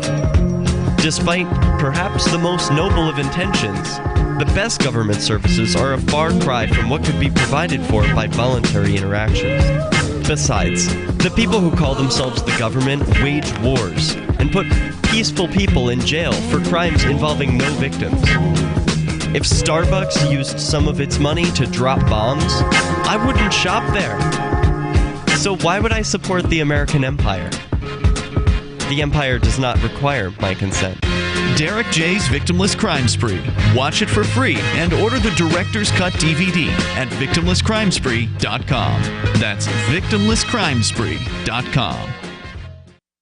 From Feature Story News in Washington, I'm Simon Marks with the Week in Review. And the week ended with a humanitarian crisis in the Ukrainian city of Mariupol that the International Committee of the Red Cross said is now almost indescribable. The ICRC is pleading with Russia to provide safe passage so Red Cross staff can reach the city and begin a civilian evacuation.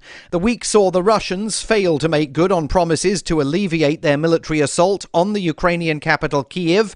They had said they planned to focus instead on cementing the independence of the eastern regions of Donetsk and Luhansk. But reporter Oz Kataji in Kyiv says there's no evidence yet of any change. As you can see from the way they've treated Mariupol, the idea that Donbass itself holds any value for Vladimir Putin should be viewed with skepticism. There were fresh talks between the Russians and the Ukrainians that appeared to make modest progress. There will be more in Istanbul in the coming week.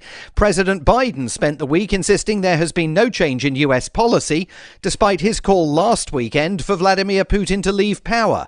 At the White House on Monday, he insisted he was simply expressing a personal viewpoint. Number one, I'm not walking anything back. The fact of the matter is I was expressing the moral outrage I felt toward the way Putin is dealing in the actions of this man. But I want to make it clear, I wasn't then, nor am I now, articulating a policy change. The news in Britain this week was dominated by rising concerns over the cost of living.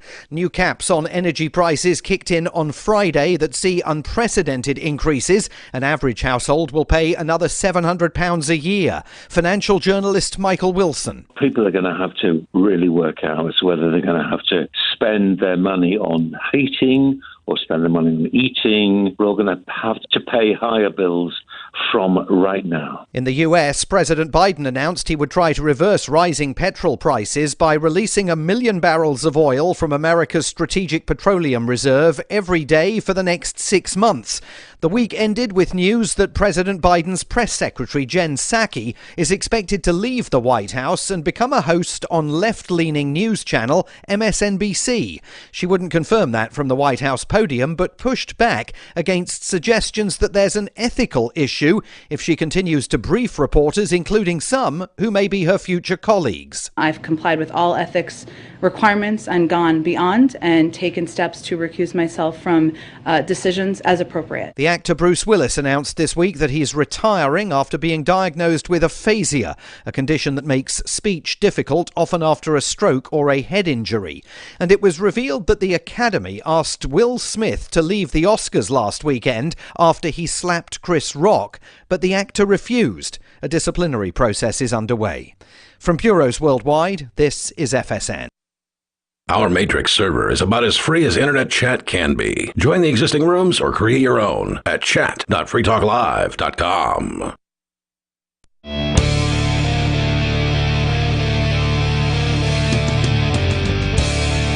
It's Free Talk Live. You can join us here. The number is 603-283-6160.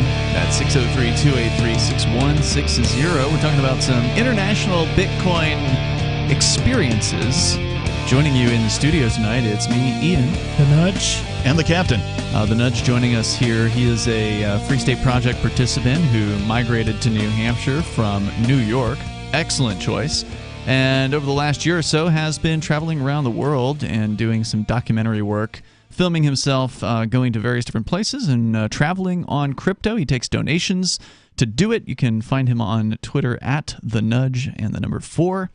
And then also he's got an Odyssey channel as well called The Nudge. So check him out. We were talking about your experience in El Salvador.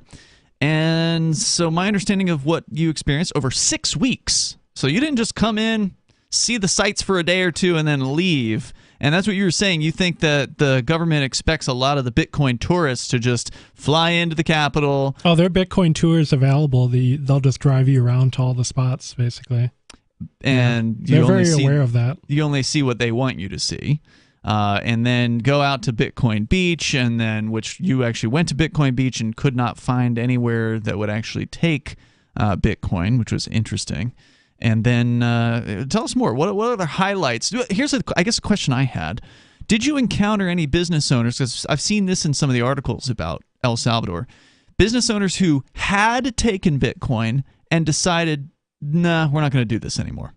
We had one of the hotels that I went to, they were accepting Bitcoin, and then there was some issue with their wallet, and then they stopped taking it. So and didn't try to fix it right. or whatever. Yeah, because some business owners, they maybe were excited about the potential for it, but then they didn't understand at all what they were getting into. One guy said he didn't know anything about Bitcoin until all of a sudden the president of the country says, all right, we're doing this and you're going to take it. And so then he had heard things at that point, but still didn't really know what he was getting into. I mean, a lot of these people probably haven't taken the time to go through an introductory Bitcoin course. They've just downloaded this wallet because they've been told they can get $30 worth of Bitcoin from the government. I feel like it would have been a better idea for the president of El Salvador to go, okay, Bitcoin is legal tender here, instead of it's mandatory. Right. Just say, okay, it's legal. And I think that would have made it at least... It would have taken the coercion out of the equation. Making it that public definitely awakened a lot of people that were like, oh, hey, I can use this for investments, or my business can start accepting crypto. But yeah, there's also a lot other businesses that were more upset with this sudden move. Yeah, no one wants to be told what to do, at least unless you really like that. The average business owner makes decisions based on what their customers are demanding or what they think their customers are going to want. I mean, whenever the government comes in, it's just a huge inconvenience, especially when you jump through these hoops and then no one walks through the door and asks to pay with Bitcoin. Yeah. And that's happening. I'm all about adoption of cryptocurrency. Like, I was just sitting here amazed that you've had these experiences and that here it is 2022, a little more than a decade since Bitcoin was created. And, there used to be a time when you couldn't use Bitcoin for anything. And now we're talking about, you travel to many different international countries and you book your flights and your hotels for this site that takes a bunch of different ones. And this is progress, right? And so adoption is key to getting it right. And fixing the money, right, that is taking money out of the hands of centralized governments and centralized banks, is the key to making society a better place, in my opinion. Yeah. Yeah. And I mean, there are a lot of opportunities where I would have liked to spend Bitcoin, but just learning more about how the businesses are set up and how a lot of them are converting the BTC to USD automatically through the Chivo app. And then just thinking about the process for me to get money, receiving donations from my viewers, overwhelmingly in other cryptocurrencies, converting it to BTC, getting set up with the Lightning Network, which is a whole ordeal by itself, then paying them with Lightning Network to their wallet. Hopefully they receive it. Then they go convert it automatically to USD in the app, and then they have to go find an ATM to get cash. At that point, I'd rather just pay them in cash because that's what clearly what they want. Right. Yeah, that's a really great point. And that's one of the nice things about here in Keene, which you've been hanging around Keene for the last couple of days. A lot of the business owners, and I happen to know this because I helped a lot of the business owners get set up for accepting crypto in town. Almost all of them hold on to the crypto that they receive, or they'll actually spend it. So like one lady that runs a convenience store in downtown called Corner News that has been taking Bitcoin since, I think, 2013 or something like that, a very long time. She went on vacation with some Bitcoin. She spent Bitcoin on, I think, some plane tickets or her hotel at some point, and she was really happy to be able to use what she'd earned over time. Of course, over the years, it had gone up in quite a bit of value. So she was really excited that basically her Bitcoin paid for her entire vacation. Yeah, and I mentioned this to Aria yesterday when I was getting a tour of Keene, that it's just amazing how much it being voluntary makes a difference. And I also say that the variety of the businesses that are here, even coming from the seacoast, if you go to Portsmouth, there's still a lot of gaps in the types of places that you would want to spend money on a regular or weekly basis, where it doesn't seem like you really have that here. I talked to a couple people at the meetup yesterday, and it definitely seems like it is possible, like you said, with your experiment for a week here, that you can actually live on crypto in Keene. Yeah, and the other reason that I want to tell our listeners that I enjoy spending the cryptocurrency, there's a couple of reasons, but one, I don't want to pay for a government's murder spree, right? So I don't care if I'm spending it on a peer-to-peer basis or if I'm going through some other intermediary, like some sort of a debit card situation or whatever. I'm spending it. I feel a lot better about myself as a person spending cryptocurrency because I know I have eliminated the murder spree at least as much as I can on an individual basis by spending cryptocurrency on goods and services. Yeah, and I appreciate your comments, Nudge, regarding this sort of grassroots effort that we have here in New Hampshire. You mentioned Portsmouth. It's sort of the queen, if you will, to Keene's king of crypto. We definitely have more businesses accepting crypto here per capita and even just raw numbers than Portsmouth. What happened in Portsmouth was Derek J. Freeman and Steven Zeiler moved there, and of course they're the guys behind AnyPay, and those are like, if there was ever a power couple as far as New Hampshire's crypto scene, they're definitely it. And they basically single-handedly set up almost all of those businesses out in Portsmouth.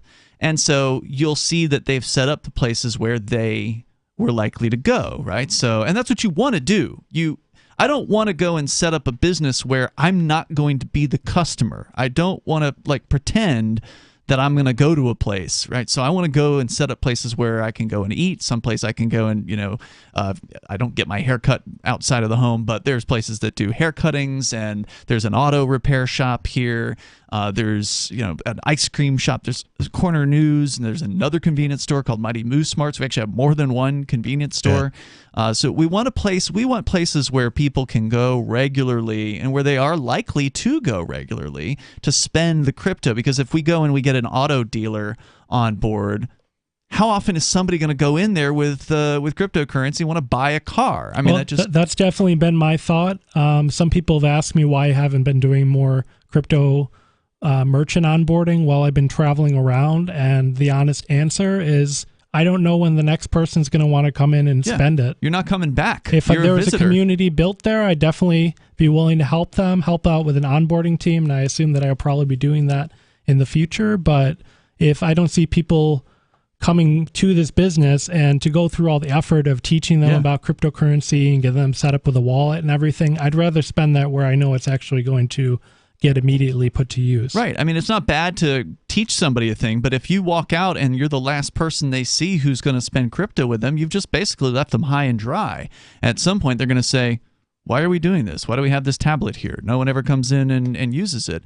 And, the sad thing is that's happened in some places in New Hampshire. There was a place in Manchester on like the main drag in Manchester called, it's like a chocolates place, like fancy designer chocolates. Yeah. And they were taking crypto because the owner was interested in it at one time. And I called him as I was doing an audit of the New Hampshire businesses that took crypto. I called him up and he said he hasn't taken it for a few years and deleted him from the map because no one ever came in to spend it there. He still loves it, just no one spends it. More coming up. On Free Talk Live, we're bringing people to the ideas of liberty every day. From wrestling superstars like Glenn Jacobs. You guys really are having an impact, I believe. Like I said, a lot of where I am now is due to listening to Free Talk Live. You changed my mind on some very important issues years ago. To random people tuning in on the radio. I was kind of stuck in the left-right paradigm. I heard your show by chance on a Saturday night. From there, I went on, joined the Free State Project, and become an amplifier. So, I mean, that's really the reason why I amp is because I know that if it wasn't for you guys being on as many stations as you are, I never would have found the ideas of liberty. You can help more people hear the message of liberty by joining Free Talk Live's AMPS program on Patreon for as little as $5 a month. And you'll get access to special perks. Visit amps.freetalklive.com, amps.freetalklive.com. Looking for a great real estate investment? Consider New Hampshire, which is ground zero for the Liberty Movement. Your first call should be to Mark Worden from Porcupine Real Estate. He's more than just a real estate agent. He's your New Hampshire concierge. Where are the best places to live? Do you want farm, city, the burbs, or forest? Do you want a duplex or multifamily building so that renters pay your mortgage? There are homes in all price ranges in New Hampshire, and Mark can help with financing too. Invest in liberty and property. Mark Worden can help. PorcupineRealEstate.com.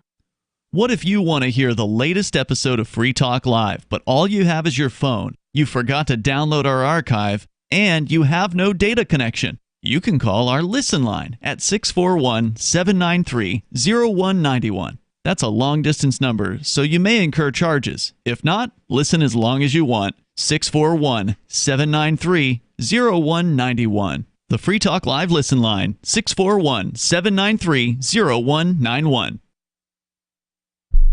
The Free State Project has reached its goal of 20,000 liberty lovers who've pledged to move to New Hampshire and get active to achieve liberty in our lifetime. Perhaps you're trying to figure out what part of New Hampshire should be your destination. If so, consider Keene. You'll find more than 150 reasons to move to Keene at move.freekeene.com. Keene is famous for its historic, publicity-generating activism, as well as being the liberty media capital of the world. It's home to freekeene.com, New Hampshire's destination for liberty activism, news, and opinion. For years, we've been compiling over 150 reasons to move to Keene at move.freekeene.com, where you'll learn about some of what's happening here and what makes Keene a great place to live. If you love liberty, you'll probably enjoy anywhere you end up in the Shire. But do your due diligence first. Please visit move.freekeene.com for the full list of over 150 reasons to move to Keene. That's move.freekeene.com.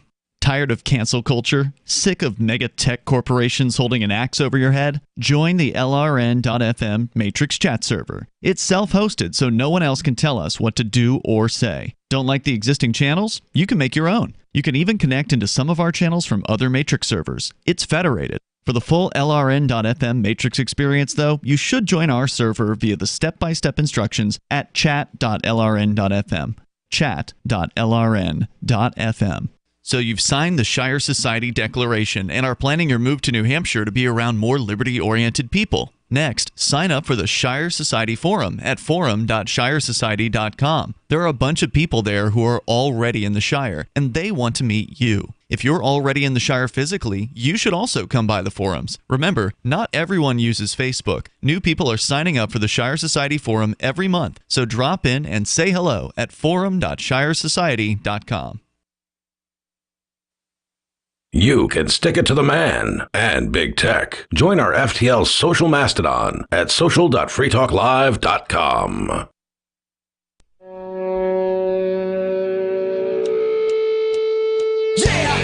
Yeah, it is Free Talk Live, and the phones are open for you if you want to join us here on the live Saturday show.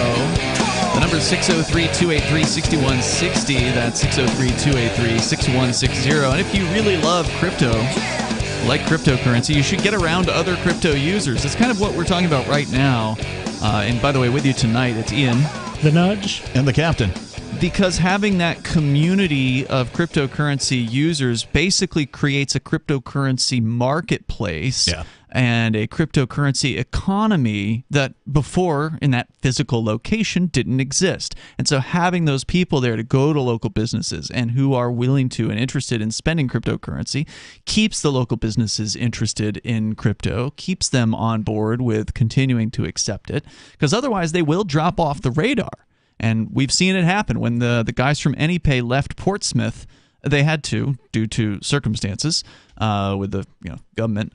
But they sadly, they were the real go-getters in Portsmouth. And even though there's a bunch of free staters out there, I don't think there were near as many that were focused on business acceptance of cryptocurrency. So many of them have dropped off the radar as a result of their two key buyers leaving town. Right. So it's important to have that sort of groundswell, that grassroots movement. We were talking with Mark Falzon yesterday about St. Martin's, where that seems to really be happening. And I know that's, I think, somewhere where you want to visit soon, Nudge? Yeah, I'm thinking maybe early summer I could pop down to the Caribbean and check out St. Martin. And actually, I think they're trying to do almost like a bowling alley type method, going to all these islands in a chain and onboarding them to accept Bitcoin Cash. Ooh. Yeah, it's really interesting what they're doing down there. If you missed last night's show, go grab it over at freetalklive.com and or watch it on our Odyssey channel, which you can go to video.freetalklive.com. Be sure to follow us on Odyssey. Also, The Nudge has an Odyssey channel, so check him out there as well. Let's go to your phone calls and thoughts. Dan is on the line in Nebraska. Dan, you're on Free Talk Live. Go ahead. Hey, you guys. I've been listening to some of the story here about cryptocurrency in El Salvador, and I guess I can't help but notice you're making these comments about how it'd be a good thing if the dollar was weaker, or comments that seem to imply that Bitcoin or Bitcoin users would be better off if the dollar were to fail. I don't think that's I don't think that's very responsible rhetoric. Well, I think the dollar is going to fail. The dollar has been failing for many, many years, decades even. Mathematicians have put their minds to it and said it's not a question of when or if, it's a question of when. I mean, I don't relish people having their savings diminished, which is ultimately what happens if you have the dollar. That doesn't make me feel good. So I understand that the people who are going to suffer the most from the decline of the dollar are the people who use the dollar, and that doesn't warm my heart. I don't feel good about that, but we do see what's coming. The dollar is doing fine right now, you guys. No, it's not. You're engaging in fear-mongering propaganda. Are you a troll? Are you seriously trolling us? You actually believe the dollar's doing fine? Dan in Nebraska is a regular caller. Hold on. Ian. I know he's regular. That doesn't mean he's not trolling regularly. Well, that's true. As far as 2022 goes, has been so far, the dollar has compared extremely well to all the other currencies. Okay, let's be clear that capital.com. Hold on, okay. Let's be clear that it's only enjoyed that status because it is a reserve currency. The U.S. has enjoyed for many, many decades the opportunity to print endlessly and start these wars and harass other countries, and it's all based on the U.S. dollar as a reserve and the petrodollar. So if we're actually it's at a strength that hasn't been at in years. Okay, the last time it was this good was when people started buckling down onto it. I think you want to zoom out a little bit on the graph there. Yeah, what you don't understand, or what you're missing, Dan, whether it's on purpose or not, I'm not sure, but what you're missing here is that when you compare the dollar to other currencies in the world, you mean other government monies, then you're basically comparing a race to the bottom, because every fiat money out there, every government money is being printed endlessly. None of it is backed by anything of value. Every central bank that has the printing press has been operating that printing press year after year, and during COVID, they all cranked up the printing presses, so we're seeing inflation of the money supply, not just in the United States, but elsewhere. So if you just compare the dollar to the Canadian dollar or to the rupee, or ruble or yuan or whatever, then yeah, maybe the dollar will be the quote-unquote strongest of the government monies out there, but all of them have been inflated. All of them have had their buying power weakened. Do you understand what inflation is? I understand what inflation is, and do you deny it? The dollar has an amount of inflation that's like healthy to the currency. That's a ridiculous claim. Do you deny that inflation is happening? Inflation has been happening right now in certain in certain markets, yes. No. It's not certain markets. So the fact that you just said that tells me you don't know what inflation is. So inflation is not a rise in prices. Rises in prices are a symptom of inflation. That's what could tell you that inflation is perhaps going on. But inflation is an increase in the money supply. That's when the government prints out more money, or they increment numbers in a computer system to create from thin air more money, more dollars in our case, or in Chinese yuan's case, more yuan or whatever. And then that means more of the dollars are chasing around the same amount of goods, and so therefore prices go up. And in fact, by the government's own measurements, the inflation numbers are at record highs right now. I mean, do you care about that? Does that mean something to you? Is it a problem? Yes, of course. Oh, it is a problem. But okay, good. This is something that it's a very recent development. It's a relatively recent development, and it's possible that it's short term. I don't know. If you look at, as the nudge said, if you look at the chart, zoom out a little bit and go back to, 1913, for example, and look at how much $1 of value was then, and then look at today. How much is $1 value? What can it buy you today? You're going to see a chart that looks like somebody dove off a cliff, because it's done nothing but go down and down and down and down.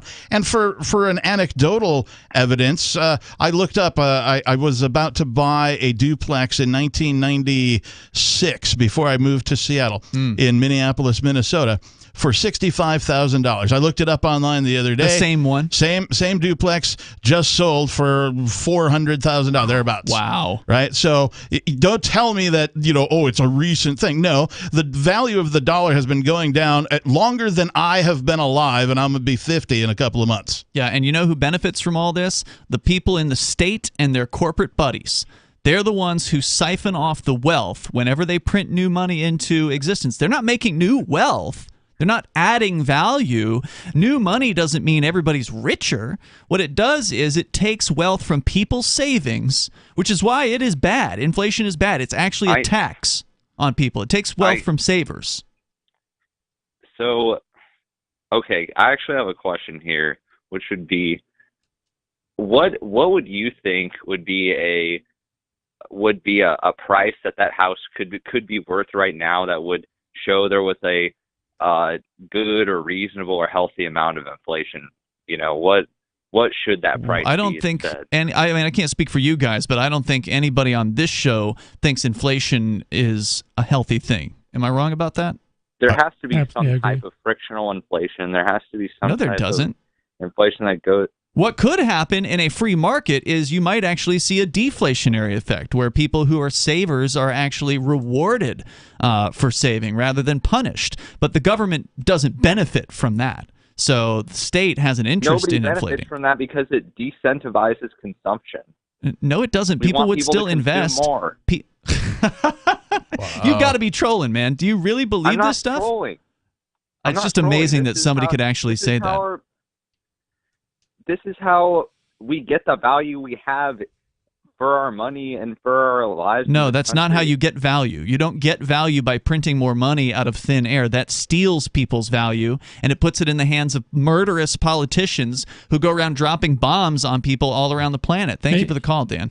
I think Dan could use some Mises.org. Yeah, and you can't trade your dollar for silver or gold today, so it has no value. What do you mean you can't trade your dollar for silver or gold?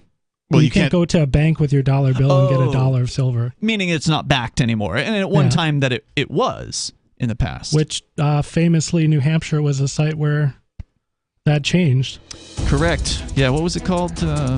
This was in hotel Bretton they went Woods. to. Bretton Woods. Bretton Woods, yeah, right, yeah. We got more coming up here. Are you staying with us? I will be sticking around. All right, more coming up here with the Nudge, the Captain, and Ian here on Free Talk Live as we get into hour number 3. Whether you want to talk about money things or whatever is on your mind, inflation is on a lot of people's mind out there. We talk about gas prices in Mexico coming up as well, because that's a factor. It's Free Talk Live. If you want to know the latest about Free Talk Live before we go on the air, all you need to decide is how you want it delivered. It's your choice. Visit news.freetalklive.com to receive our usually weekly news updates by email. Plus, we have a Twitter account at twitter.freetalklive.com, and you can follow us on the decentralized Mastodon platform at toot.freetalklive.com. So please follow us at toot.freetalklive.com and sign up for our emails at news.freetalklive.com. Do you feel like your nation, state, or community no longer holds your values? Have you dreamt of a place where people agree that liberty is important and are free to pursue their projects so long as they respect the property of others? There are many people just like you that are discovering freeprivatecities.com. Their social media links are at the upper right of the page at freeprivatecities.com. All skill levels will be needed when the first of the Free Private Cities opens. It's sooner than you think. Stop arguing and build. freeprivatecities.com. The new 4th edition of Healing Our World, The Compassion of Libertarianism, will take your understanding of liberty to a deeper level and has over 1,300 updated references, new cartoons, and a foreword by Dr. Ron Paul. With discounts for multiple book purchases, the 4th edition of Healing Our World is a great gift for the liberals, pragmatists, environmentalists, and Christians in your life who think libertarianism is cold-hearted. Get yours today at healing.freetalklive.com and use promo code FTL for a $5 discount. There are lots of ways to listen to Free Talk Live. Our podcast has been around since podcasts began, and now the FTL feed is loaded with content besides our full show archives. Did you know that we make it easy for you to customize your podcast subscriptions? We have different feeds, one that includes only our full shows, one with just the Daily Digest, and our main feed that includes everything. You decide what you listen to. It's quick and easy to customize your feeds at feeds.freetalklive.com. That's feeds.freetalklive.com. You're listening to the live edition of Free Talk Live. Hour number 3 is next after the news here on the Liberty Radio Network at LRN.FM. From Feature Story News in Washington, I'm Simon Marks with the Week in Review. And the week ended with a humanitarian crisis in the Ukrainian city of Mariupol that the International Committee of the Red Cross said is now almost indescribable. The ICRC is pleading with Russia to provide safe passage so Red Cross staff can reach the city and begin a civilian evacuation. The week saw the Russians fail to make good on promises to alleviate their military assault on the Ukrainian capital, Kyiv. They had said they planned to focus instead on cementing the independence of the eastern regions of Donetsk and Luhansk. But reporter Oz Kataji in Kyiv says there's no evidence yet of any change. As you can see from the way they've treated Mariupol, the idea that Donbass itself holds any value for Vladimir Putin should be viewed with skepticism. There were fresh talks between the Russians and the Ukrainians that appeared to make modest progress. There will be more in Istanbul in the coming week. President Biden spent the week insisting there has been no change in US policy, despite his call last weekend for Vladimir Putin to leave power. At the White House on Monday, he insisted he was simply expressing a personal viewpoint. Number one, I'm not walking anything back. The fact of the matter is I was expressing the moral outrage I felt toward the way Putin is dealing in the actions of this man. But I want to make it clear, I wasn't then, nor am I now, articulating a policy change. The news in Britain this week was dominated by rising concerns over the cost of living. New caps on energy prices kicked in on Friday that see unprecedented increases. An average household will pay another £700 a year. Financial journalist Michael Wilson. People are going to have to really work out as to whether they're going to have to spend their money on heating or spend their money on eating. We're all going to have to pay higher bills from right now. In the US, President Biden announced he would try to reverse rising petrol prices by releasing 1 million barrels of oil from America's Strategic Petroleum Reserve every day for the next 6 months. The week ended with news that President Biden's press secretary, Jen Psaki, is expected to leave the White House and become a host on left-leaning news channel MSNBC. She wouldn't confirm that from the White House podium, but pushed back against suggestions that there's an ethical issue if she continues to brief reporters, including some who may be her future colleagues. I've complied with all ethics requirements and gone beyond and taken steps to recuse myself from decisions as appropriate. The actor Bruce Willis announced this week that he's retiring after being diagnosed with aphasia, a condition that makes speech difficult, often after a stroke or a head injury. And it was revealed that the Academy asked Will Smith to leave the Oscars last weekend after he slapped Chris Rock, but the actor refused. A disciplinary process is underway. From bureaus worldwide, this is FSN. Following positive jobs numbers on Friday, US investors will take a keen interest in the release of minutes from the last Federal Reserve meeting during the upcoming trading week.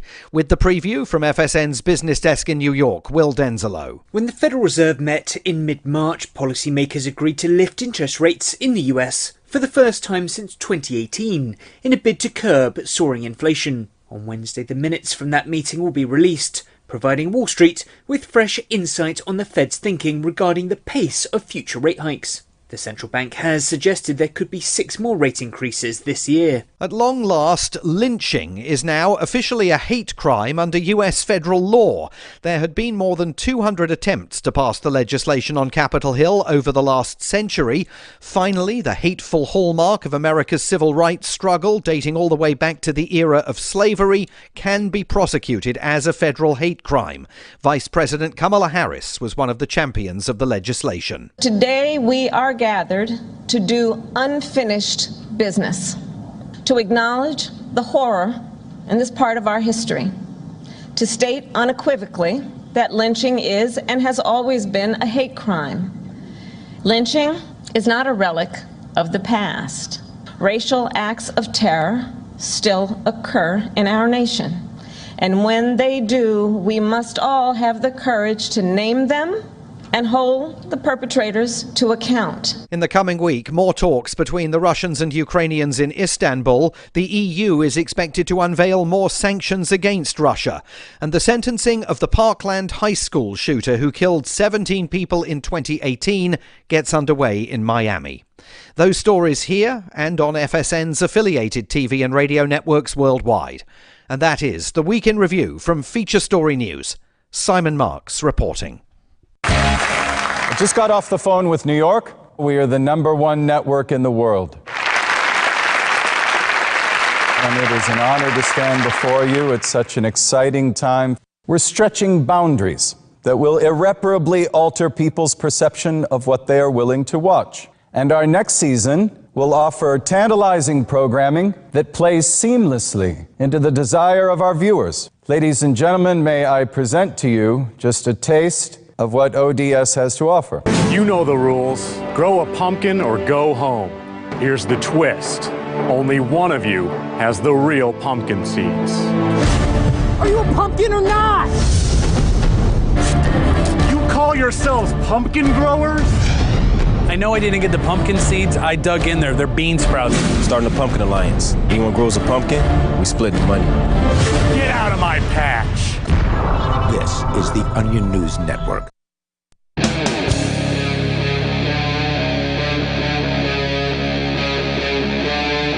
Free Talk Live.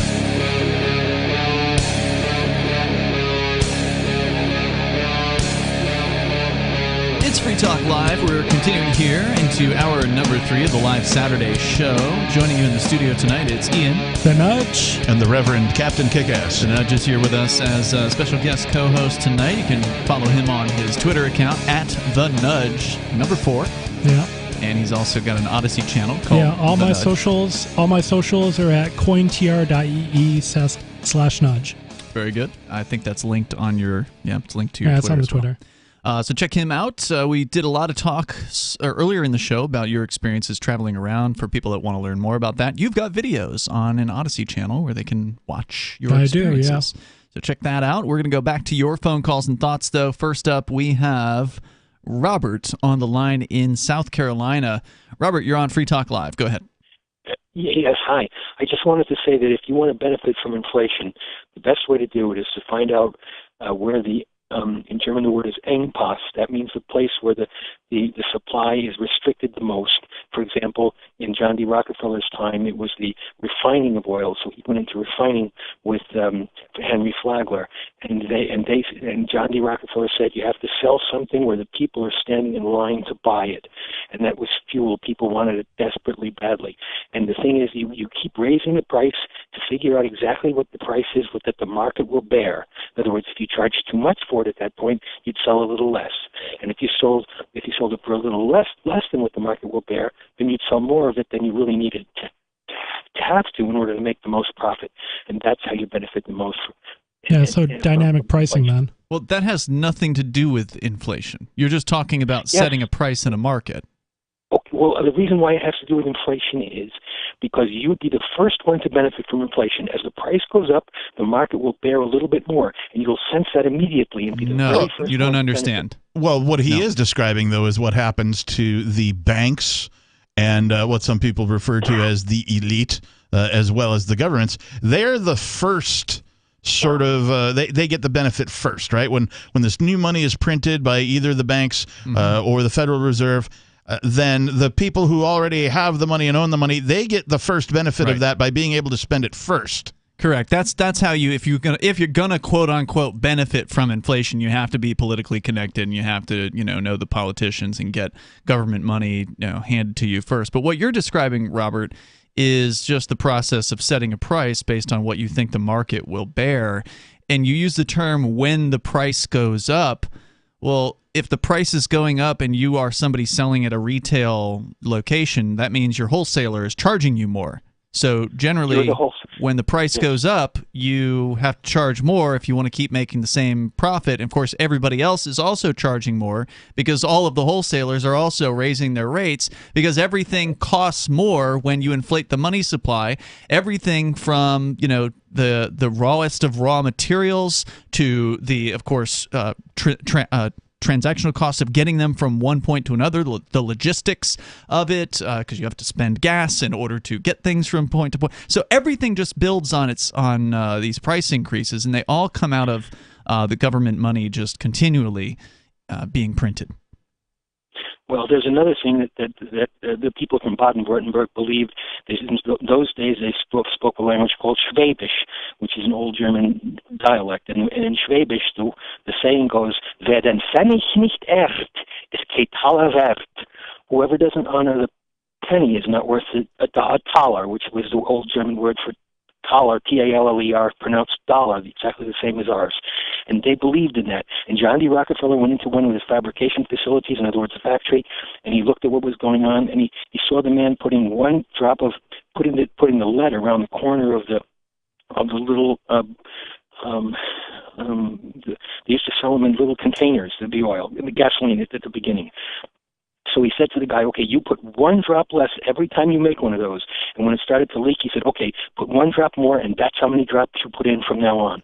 In other words, they were interested in saving the tiniest amount of money because they believed that it's the little things that count when you're doing a massive volume like that.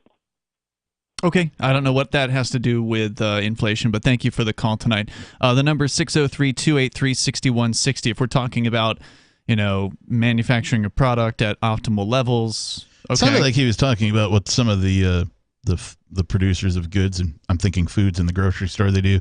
There's a term for it. I can't remember off the top of my head. Shrinkflation. Yeah. Yes, thank you. That sounded like what he was describing to me. Yeah, and then he made this German statement about if you don't honor the penny, you shouldn't be dealt with or something like that. And it's like, well, have you heard about the hyperinflation that the German people had to face in the 1920s? Because it would take a wheelbarrow full of money to buy like a loaf of bread at that time. Let me tell you, people weren't giving a damn about whatever the penny was at that moment because that wouldn't do anything. Didn't that happen in Greece? Right? It's happening in a bunch of places. Venezuela right now, it's happening.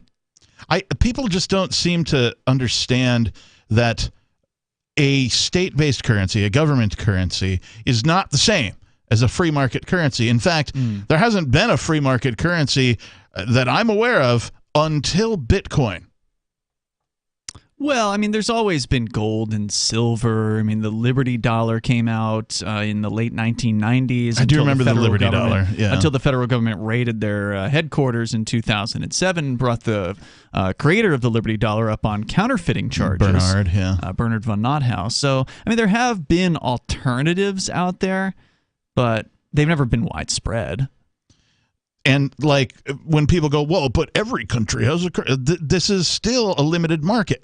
Right? This is a state-based, coercion-based, violence-based market. It's not based on the free market at all, period. Cryptocurrency is a free market. It's the freest market of currency that, in my opinion, has ever existed. I can't think of another freer market of currency for the first time. And it didn't ask permission. Because if it did, the government would have been like, no. Yeah, of course. You can't make this. Well, why not? Well, because we rule and you don't. You can't compete with us. That's what they would say. Yeah. You're absolutely spot on about that. And crypto, the thing that made it so free was that it's code. Yeah. You know, it exists on the internet.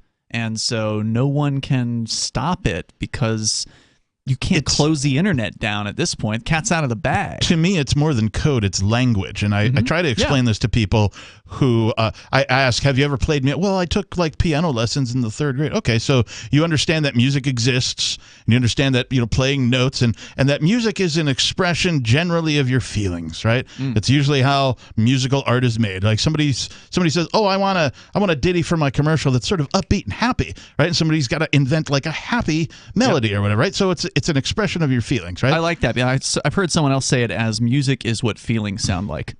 Okay. Yeah. And in the same way, cryptocurrency is a language that expresses value, right? And that's why it exists. That's why it can exist without permission, because it has been designed to do so, as opposed to government currencies, which have been designed to fund their murder sprees and your oppression and steal from you and do all sorts of all the bad things that people are afraid will happen in the absence of government are happening in the presence of government, by the governments, and from the governments themselves. And that's also why blockchain and cryptocurrency projects have existed long ago, and some of them just aren't here now because they didn't prove some kind of value to the marketplace. Yeah, there have been thousands of failed cryptocurrency experiments. We don't talk about them because they're not worth talking about. Most of them aren't even memorable in any way, shape, or form. Some of them still kind of exist, but they don't really, they're not making any kind of impact. Of course, there are thousands of them that do exist today, but only some of them are actually relevant. And that goes back to one of the things you were saying earlier, Nudge, that you don't spend time promoting or talking about or anything that's not actually useful to you. And I think that's an important, difference. There's so many of these meme coins out there, which they're fun or whatever. Like, oh, haha, it's a Doge, or okay, I get it, cute or trendy or whatever. Is that ever going to amount to anything besides just a, like you said, a trend, something that's temporary? We continue here. Your calls are welcome. The number is 603-283-6160. Although Doge may last longer than the U.S. dollar at this point. Get those wheelbarrows ready. There's more on the way. You can take control of the airwaves. Join us, 603-283-6160. It doesn't have to be about the inflation situation. It can be whatever's on your mind. This is Free Talk Live. The phones are open for you. 603-283-6160. Join us online anytime at freetalklive.com. More coming up.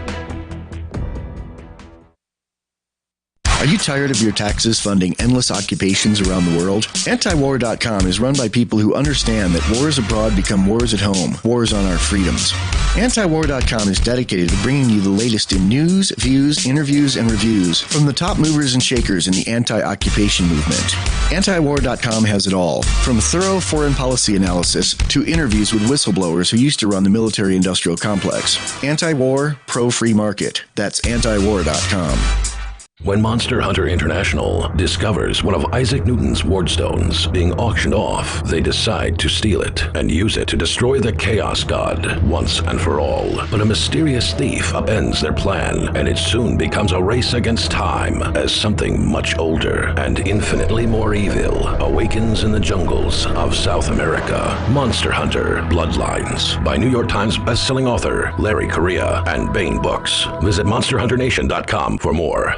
Is oral health important to you? If you don't like your own teeth, fresh breath, or kissing people, then by all means stop listening. Several years ago, I met Jessica Armand, founder and CEO of My Magic Mud, and I became passionate about the product that she created and never want to live without it. It's clinically proven to whiten teeth, but I find it does much more. They want you to love My Magic Mud as much as I do, so they're giving you a money-back guarantee plus 20% off. Go to mymagicmud.com and use coupon code FTL20 at checkout. mymagicmud.com, FTL20. Are you tired of governments murdering people around the world? Stop using their money. There is an alternative. Bitcoin is a stateless free market non-political currency. Bitcoin cannot be inflated or controlled by any government. By using their money, you are helping the state. Stop doing it. You have an incredible alternative available now. Learn it, use it, spread it. Get started with Bitcoin at bitcoin.com. That's bitcoin.com. This is Michael Dean from the Freedom Fiends. I've run websites since 1996 and have used over a dozen web hosts in that time. AgristHosting.com is the only one that hasn't broken my heart. Agrist Hosting's uptime and service is stellar, and their DDoS mitigation is the best I've seen. That's important because if you tell the truth in this world, you'll ruffle feathers. And some people will try dirty tricks to silence your voice. No matter what the haters hit us with, Agrist Hosting keeps our websites online. If you have a mission-critical commercial presence or a world-changing activism site, you cannot tolerate any skullduggery. So go with agristhosting.com. Have a WordPress or blog site, but you're not satisfied with performance or uptime? Or just want raw hosting? Want to pay with Bitcoin? Agrist Hosting specializes in high-performance hosting with personalized service. Go to agristhosting.com and click on the button that says Get Hosted.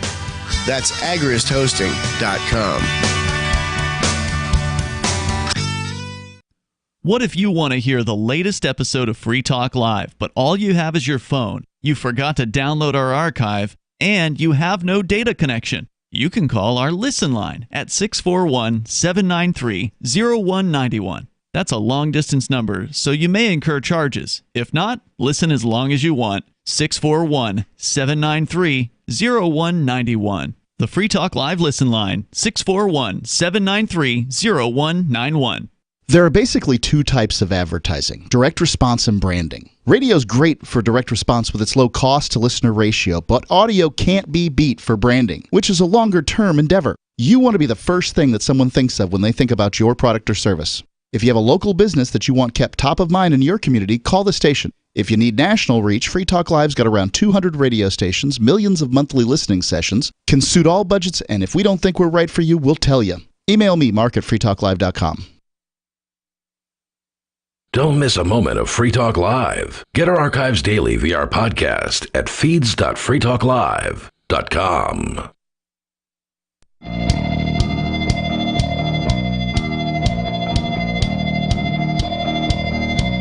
It is Free Talk Live. You're invited if you want to join us here. The number is 603-283-6160. That's 603-283-6160. In the studio with you, it's Ian. And the Nudge. And the Reverend Captain Kickass. You can join us online anytime you want. Head over to freetalklive.com. And don't forget, you can join us in real life at ForkFest, which is coming up this summer. I'm stoked. Great opportunity to come check out New Hampshire. You've heard a lot about the freedom movement here. You want to see if it's a real thing? Well, come on out to ForkFest. And if you get a chance, you should also go to the Porcupine Freedom Festival, which happens the week before ForkFest, although it is basically a sold-out event at this point. ForkFest, not sold out because, well, essentially it can't really sell out unless the campground sells out, and that's probably not going to happen. ForkFest is a much more intimate event than the Porcupine Freedom Festival. It happens this year from June 27th through July 3rd. It's the same place as the Porcupine Freedom Festival. It's at Rogers Campground in the beautiful White Mountains of New Hampshire. ForkFest is decentralized, which means there's no tickets, no one's in charge. So you bring yourself and bring whatever it is you want to bring to the party, basically. So if you want to, just hang out with people, you can do that. That's easy enough. If you want to create a thing for other people to do, maybe you want to cook and offer food for sale, or maybe you want to create a poker game or karaoke. I know Bonnie said she wants to do karaoke. Or host it, I guess, this year. So you love karaoke. I do. But Bonnie said she wants to do karaoke, meaning like awesome. And if you wanted to attend PorkFest and then ForkFest, you don't even have to leave. You just stay put. You just stay right there. Yep. It's that's beautiful a great way to do it. Country if you've got the summer. 2 weeks, then that's a great way to spend 2 weeks with more freedom lovers than you could possibly imagine. Go to forkfest.party and learn more about it. All you have to do to attend is just reserve your campsite, your RV site, or your motel room with Rogers Campground for June 27th through July 3rd. And, of course, you don't have to stay for the whole week. If you can only get off for the weekend, then come on up. They've got an amazing fireworks show that they do on that weekend there at the campground. It's forkfest.party to learn more about the event as we go to your calls and thoughts. We have Stephen in North Georgia. You're on Free Talk Live, Stephen. Hey, so I have a bunch of inflation questions for you guys and some inflation questions regarding Bitcoin. Sure. So I don't know why I remember this, but I don't know, I was 14 or so 15 years ago. Mm-hmm. The national debt ceiling got raised to $10 trillion, and everyone lost their mind because there was no way we could have $10 trillion in debt. And now it's like, can we please go back to that? They're at 30 trillion now. Yeah, 30.3. Yeah. I just pulled up the national debt clock. Who's counting at this point? If inflation is a large money supply, a growing money supply chasing a dwindling goods and services industry, then how does the debt itself affect that? How does the government's debt affect inflation? Inflation. Yeah, does it? So government debt is... I'm going to turn you down there because you got... I know you're probably calling from work. I think he said that he works in the kitchen there. Oh, that's why we're here in the dishwasher. If y'all are here, now I'll walk outside. Yeah. So government debt is, when they have, the deficit is the difference between the spending and what they bring in, right? And then I believe that goes on to the debt, if I recall correctly. I believe you're correct. The way I look at the government debt is, first of all, it's their way of paying for war on the backs of the unborn. Mm-hmm. That is to say that whenever somebody is born on the soil known as the United States of America, that they are immediately in debt to the tune of well over $10,000. I think it's like $30,000, $40,000. Debt per citizen, according to USDebtClock.org, is currently $91,229. All right, so 90 grand. You're born, you're 90 grand in debt because you live in the geographic area known as the United States of America. This is wrong on every level. If the cost of war was actually bore in real time by the current living people, we'll call them citizens for lack of a better term, if it was actually bore by the current living citizens, war would be over tomorrow.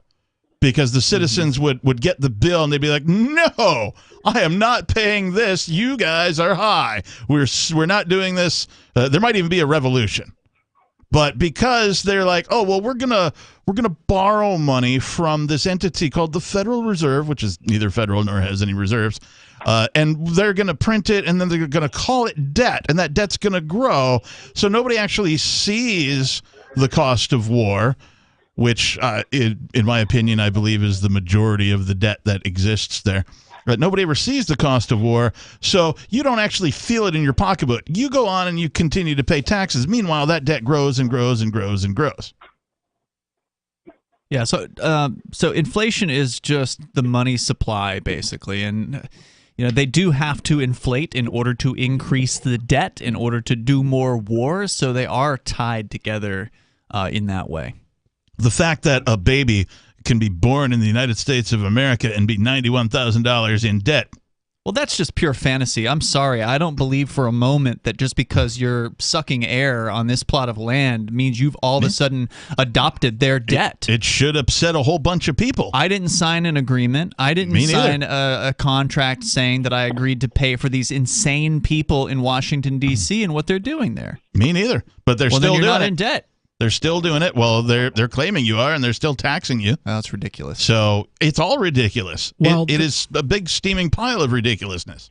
Well, it's also a reason why some of these other countries that have tried to copy the United States and printing their money endlessly have experienced hyperinflation in the last couple of years because they don't have the same privileges. And there's all these powerful countries and organizations around the world that are dependent on the dollar staying stable. So you have all this debt that's piling up, and everyone knows what's going to happen when the bill comes due. So basically, they just get to keep gambling with your future. They kick the can down the road over and over again. And here's another interesting statistic they have here at usdebtclock.org is the federal debt to GDP ratio. And what that means is, well, what amount of the GDP, the gross domestic product, what is that? How does that compare to the amount of federal debt that there is? Again, we know there's $30.3 trillion in national debt. That, according to this, it is at 125.59%, meaning that the debt is higher than the GDP by 125%. It used to be in the year 2000, just 20 years ago, 58.5%. Yeah. Prior to that, in 1980, 34.5%. So, I mean, this is, you want to talk about unsustainable levels of debt? We're in the middle of it right now. The math just doesn't work out in the long run. You said you had more than one question, Stephen, or did that answer it for you? Well, that answers a lot of it. But so Bitcoin, I've been looking at Bitcoin more so as like as a show of rebellion, I guess. Like, I'm done with you. I'm disconnecting in every way, shape, and form. I think there's other ways of doing it, but I think it's a nice way of doing it. But how much of Bitcoin's value going up isn't because Bitcoin's going up, but because the dollar's going down? That's a really interesting question, actually. It's a great question. And I don't know if there's any real way to answer it. I suspect it is going up faster than the value of the dollar going down because you can still buy the relative, you can still buy a certain amount of goods. I suspect it's a little of both. Well, let's talk about it. Hold that thought. We'll continue here with that question and more in moments. It's Free Talk Live. Carl Watner, longtime proponent of a voluntary society, died last December. You may have seen his articles published on his website, voluntarist.com, in his newsletter, The Voluntarist, the Mises Institute, or elsewhere over the last 40 years. His newest book, I Must Speak Out, Volume 2, The Best of the Voluntarist, is now available via Liberty Under Attack Publications. This 430-page second volume spans the years of 2000 through 2020 and includes articles by Carl Watner, Hans Hermann Hoppe, Karl Hess, Benjamin Tucker, George H. Smith, Lysander Spooner, Pete Eyre, Joyce Brand, and many others. I Must Speak Out is for the newly initiated, the veteran voluntarist, or anywhere in between. Buy the book now at libertyunderattack.com/voluntarist. For more great content on building a voluntary society and for Carl's extensive archives, check out voluntarist.com. From Feature Story News in Washington, I'm Simon Marks with the Week in Review. And the week ended with a humanitarian crisis in the Ukrainian city of Mariupol that the International Committee of the Red Cross said is now almost indescribable. The ICRC is pleading with Russia to provide safe passage so Red Cross staff can reach the city and begin a civilian evacuation. The week saw the Russians fail to make good on promises to alleviate their military assault on the Ukrainian capital, Kyiv. They had said they planned to focus instead on cementing the independence of the eastern regions of Donetsk and Luhansk. But reporter Oz Kataji in Kyiv says there's no evidence yet of any change. As you can see from the way they've treated Mariupol, the idea that Donbass itself holds any value for Vladimir Putin should be viewed with skepticism. There were fresh talks between the Russians and the Ukrainians that appeared to make modest progress. There will be more in Istanbul in the coming week. President Biden spent the week insisting there has been no change in US policy, despite his call last weekend for Vladimir Putin to leave power. At the White House on Monday, he insisted he was simply expressing a personal viewpoint. Number one, I'm not walking anything back. The fact of the matter is I was expressing the moral outrage I felt toward the way Putin is dealing in the actions of this man. But I want to make it clear, I wasn't then, nor am I now, articulating a policy change. The news in Britain this week was dominated by rising concerns over the cost of living. New caps on energy prices kicked in on Friday that see unprecedented increases. An average household will pay another £700 a year. Financial journalist Michael Wilson. People are going to have to really work out whether they're going to have to spend their money on heating or spend their money on eating. We're all going to have to pay higher bills from right now. In the US, President Biden announced he would try to reverse rising petrol prices by releasing 1 million barrels of oil from America's Strategic Petroleum Reserve every day for the next 6 months.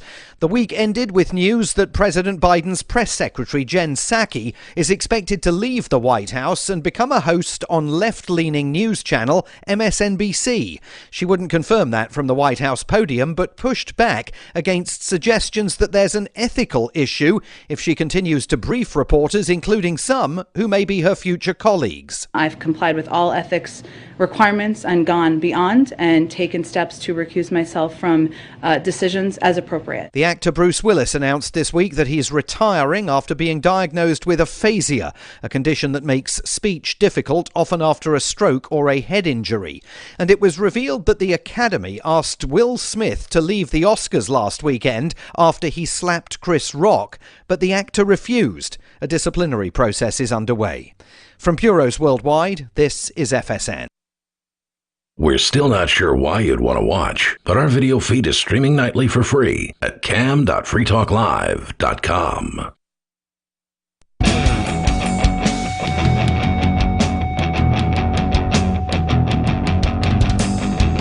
It is Free Talk Live. You can join us here. Live Saturday show. Phones are open at 603-283-6160. It's Ian the Nudge and Captain Kickass in the studio here. You can join us online anytime you want. Head over to freetalklive.com. We do have a Matrix chat server. You go to chat.freetalklive.com. Interact with other Free Talk Live listeners there. It is free, and it's self-hosted, meaning that we run the server, not some big tech evil corporation. And so that means you got more freedom to express yourself there. You can create your own channels if you want to. If there's not, there's dozens of channels that listeners have created there. But if you don't see the thing you want to talk about, you can just make that. You can make it happen over at chat.freetalklive.com to get the instructions on how to get connected. We were just talking about, we had Stephen on the line. Actually, he's still there in Georgia. And Stephen, you'd asked the question, you were asking some questions about the national debt and looking at also just the price of Bitcoin and the dollar. And you asked a good question, and I'm going to see if I can recap it here for our panel. And that was, how do we know how much of the increase in the price of Bitcoin is due to the market valuing Bitcoin higher versus just the dollar going down in value? And do you guys, I think, Nudge, you wanted to take a crack at that one? I mean, it's definitely... What I was thinking is that I wanted to reference the stock market because during the height of lockdowns and all this government bureaucracy into people's lives and ruining businesses, the stock market was at record highs, and you had all this free money coming in with the stimulus checks, and people had to spend it somewhere. I think a lot of the volatility in the stock market and the crypto industry is these inexperienced retail investors coming in that have the money and they're just throwing it into something like that. I think it's both is the answer to his question, that there is how to tell how much, I don't know, but there is obviously if the U.S. government or the Federal Reserve and banks are flooding the market with more dollars, right? That's going to result in an increase in price when measured against dollars in cryptocurrency. However, cryptocurrency is still a young technology. It is It exists in the ether world, in the digital world, where it can be developed upon and improved upon, and it's not done being improved upon yet. We still know that the user experience, the user interfaces need work, and so we're kind of in the I don't know, the old school phone modem days where like cryptocurrency is very annoying. It makes some really annoying sounds and you can't always use it all the time wherever you're at and all that kind of thing. But these things are being developed upon. So as cryptocurrency increases its ease of use and its utility, then the price is going to go up because now it is far more valuable than it was previously. Well, not only that, but some of the traditional investors and institutions are embracing it, and for traders, they see that as a sign that it's not going anywhere. Yeah, I don't think cryptocurrency is going to go anywhere but up. I think I typically believe that about crypto, whether that's because the dollar is devaluing or the market is actually just valuing it higher and higher over time for various different reasons. Because one thing that is for sure about cryptocurrency, whether we're talking about Bitcoin or Bitcoin Cash or all the various other ones, most of them do exactly what they say they're going to do. They allow you to transfer value from one person to another anywhere on the planet in a matter of moments without having to ask anyone's permission. And that is valuable. That service is valuable. What is the value of that to people? Well, that is what the market is trying to figure out, right? Like what is this thing going to actually be worth? Is it ever going to settle down in its price, or is it going to stop being so crazy with the ups and the downs, the roller coaster charts? I don't know. I mean, some people believe that's going to happen with it someday. I'll go make a prediction, and I think I've said something along these lines before. It's not even my prediction. I'm predicting. I believe somebody else's prediction, and I'm sort of appropriating it, if you will. But that is that. The cryptocurrency networks will eventually experience what's called an inversion. This happened in telephony, right? Telephones. Used to be the internet ran over copper wire. And then they discovered that, you can transmit digital data over fiber, way better and easier than you can over copper. So they started replacing all that. And now all of the telephone traffic, has inverted, right? The telephone traffic now runs over the digital network, the internet, if you will. Right. And so we'll see the same thing eventually with currencies, I think. We will see that if the U.S. dollar isn't going to die like tomorrow, I think we're going to see an eventuality where we experience an inversion in currency where something called the U.S. dollar, maybe it's a digital version of it, rides on top of the cryptocurrency networks that are being established right now. Yeah, and I think the banks are trying to figure that as well because it's a lot cheaper to send payment digitally than to ship a pallet of cash. Right. Or even use the old payment networks like SWIFT, which is for international banks, or even the ACH system in the United States. These things are old and decrepit. I'm not trying to give banks any idea, but if they, sort of invented their own cryptocurrency as a consortium of banks and just used that as their own private method of transmitting and receiving value between each other, they'd probably be way better off. That'd be a smart move. I mean, there have been crypto companies out there and organizations like Stellar, for instance, that have been working on getting people these systems. XRP, Ripple, weren't they trying to do that as well? To do that too. Yeah. Of course, the government's targeted them recently. But Stephen, any other thoughts? Go ahead. Yeah, so the inflation stuff really has me concerned. Because you look at what happens, and like the next step, it goes inflation, hyperinflation, mass panic, mass violence, right? It can. Okay, so here's a question for you. Name one country it didn't. Oh, yeah, I'm sure that, it's already, we're having people stealing gas here in the United States. Thanks for the call tonight, Stephen.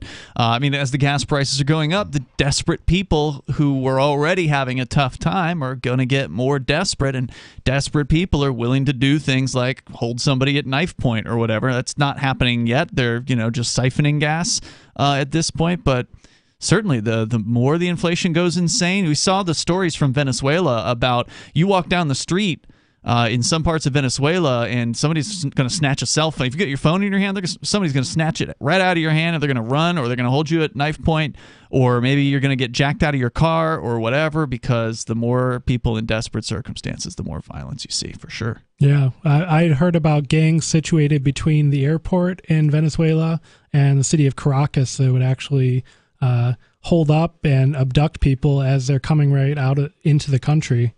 Yeah. And then would they have them go to like an ATM and withdraw cash? Because that's like a classic thing that supposedly has happened in some parts of Mexico.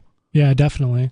Yeah, so they know the tourists have some money, right? And they'll let you go once you pull the cash out. They don't want to like keep you and feed you or kill you and have to deal with all that. So they just take you to an ATM, you take all your cash out, and then they let you go.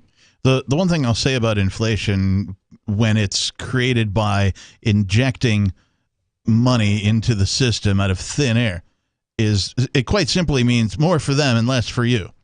The dollars that you currently have in your pocket now become worth less by whatever the same percentages of the amount of money that they put into the system, if not more, right? Yeah. You're losing more than that value.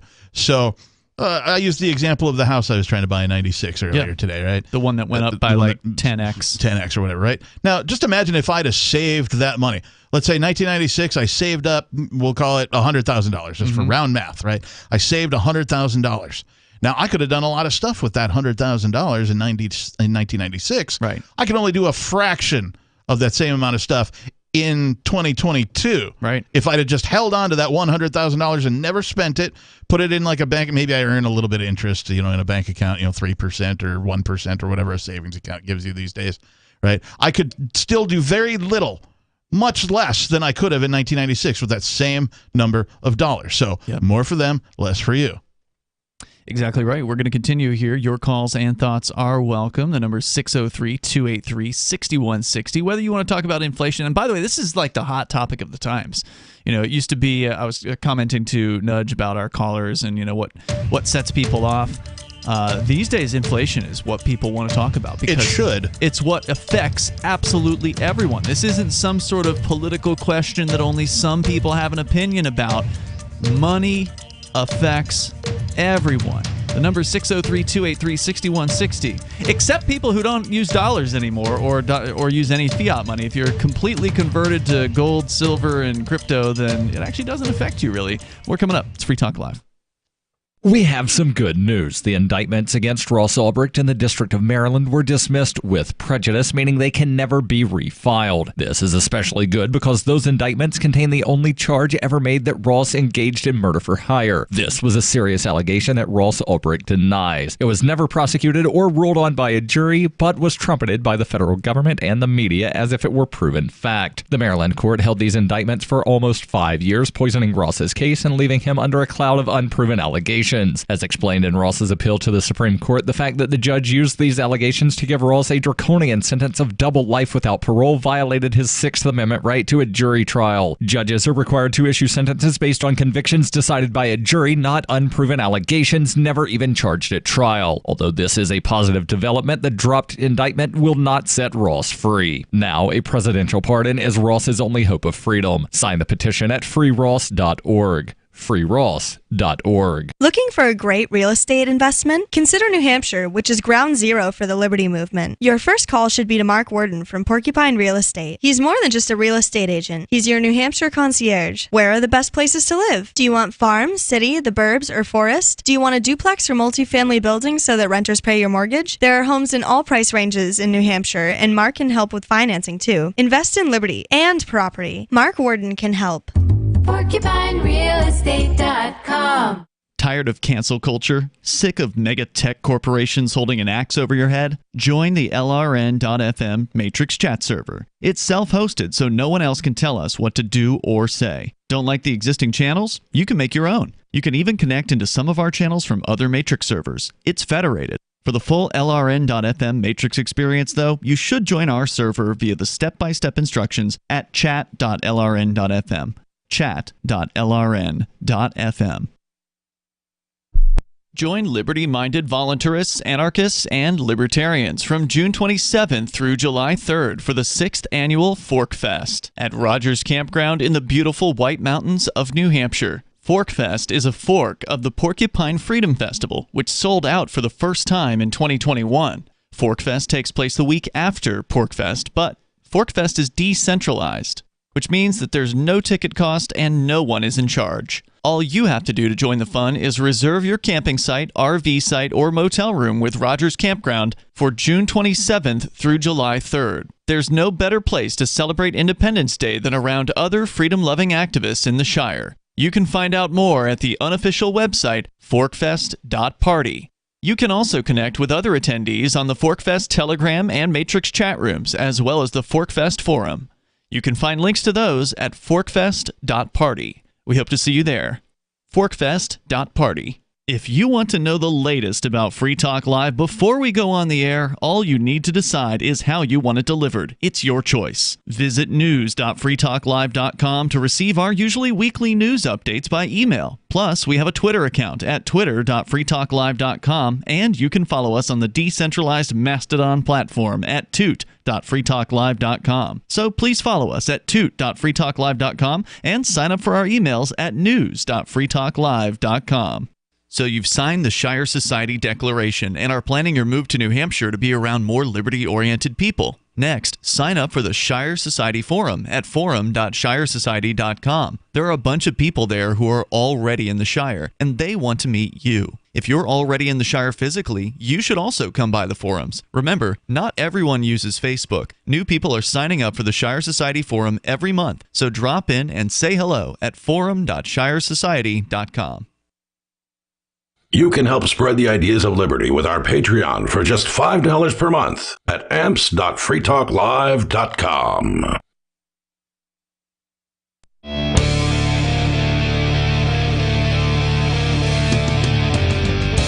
It is Free Talk Live, phones open, even in these remaining moments. Maybe enough time for you if you jump on the lines right now at 603-283-6160. In the studio with you tonight, it's me, Ian.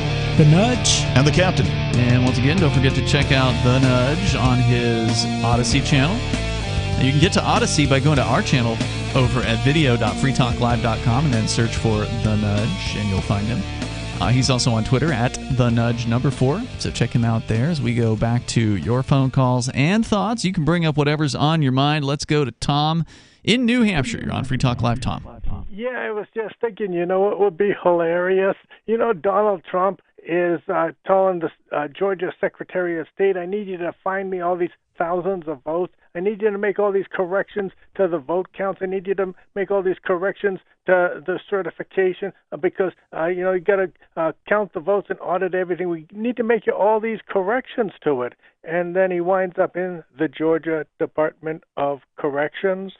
Wouldn't that be funny? Yeah, but that's not going to happen. It would be funny. Thanks for the call tonight, Tom. Yeah, you and I both know that politicians, especially at the federal level, do not suffer any kind of consequences for their actions. Nope. That's part of the deal. They all protect one another, even though they act like they're at each other's throats and they don't like one another. Ultimately, none of them want to be the sacrificial lamb. They don't want to have to go to prison, so they don't send each other to prison. Unless they say something negative about the Clintons, of course. Well, I mean, you're talking about the Clintons ostensibly killing people back in the day, or currently, or whatever. I'm talking about the elites. I'm talking about the politicians, right? Like the high end, like not the little aides or clerks or whatever. Obviously, those people can get put away. Yeah, they're untouchable at the top. Yeah, that's what I'm saying. The people at the presidential levels, the congressional levels, those guys are completely insulated, and that's because they have an unspoken agreement, I'm sure, between them. It's like, okay, we don't touch each other. I've made the leap from what you're talking about to the fact that nobody on the Epstein Island list has been arrested. Or even the list has been released. Didn't they keep that secret? Yeah. There's more coming up here. Let's go to an anonymous caller. You're on Free Talk Live. Go ahead. Yes. How you doing? Good. What's on your mind? Okay. I've been listening for a while. It's the first time I've called. I was just curious about, I called other radio stations like Hannity and Local. Why has no one sued the Biden administration or held their, even, because the Republicans are responsible for pushing stuff like this too. Why is nobody taking the Biden administration to court to stop all this illegal aliens coming across our border? Huh? Wasn't he told by the Supreme Court that he had to put a Trump policy back in effect? And wasn't he in violation of it? Well, how come we don't hear anything about this? I really don't know. To me, I'm not concerned with people coming here who want to make a better life for themselves. That, to me, is like the least concerning thing. Right now, I'm more concerned with the government screwing people in the United States over by inflating the money supply and going to endless wars. Why are you so concerned with people coming across the border? Illegally? We're talking about a voluntary agreement between a business and a worker, right? I'm talking about thousands and thousands of illegal aliens coming from South America in a caravan is what I'm talking about. I'm not talking about people coming across the border. Why do you think those people are coming here? Why? Because they want a better life. They want to take what we have. Well, that's not how the free market works. Come here and they're entitled. No, it's not a free market when you're breaking federal law. That's not free market. That's illegal. I'm not surprised. You call yourself a conservative? You think that's okay? We don't call ourselves conservatives. We're libertarians on this show. We actually believe in liberty, unlike conservatives. Conservatives and liberals are just alike. You guys don't believe in freedom. Well, we have laws. You have to follow the law. You have to sign the guest book when you come in. You can't just did the people who founded this country follow the laws? What you have? Huh? I can come in your house and do whatever I feel like. No, of course not. No, because it's private property. Free market, they can come here. Because it's private property. We don't have a free market in this country. Can you stop talking for a half a second so we can actually address what you brought up? You're not addressing it. Well, that's because you keep talking. We can't actually speak to you if you don't stop talking. So look, you bring up the same old tired claim of, oh, what about your house? My house is private property. Your house is private property.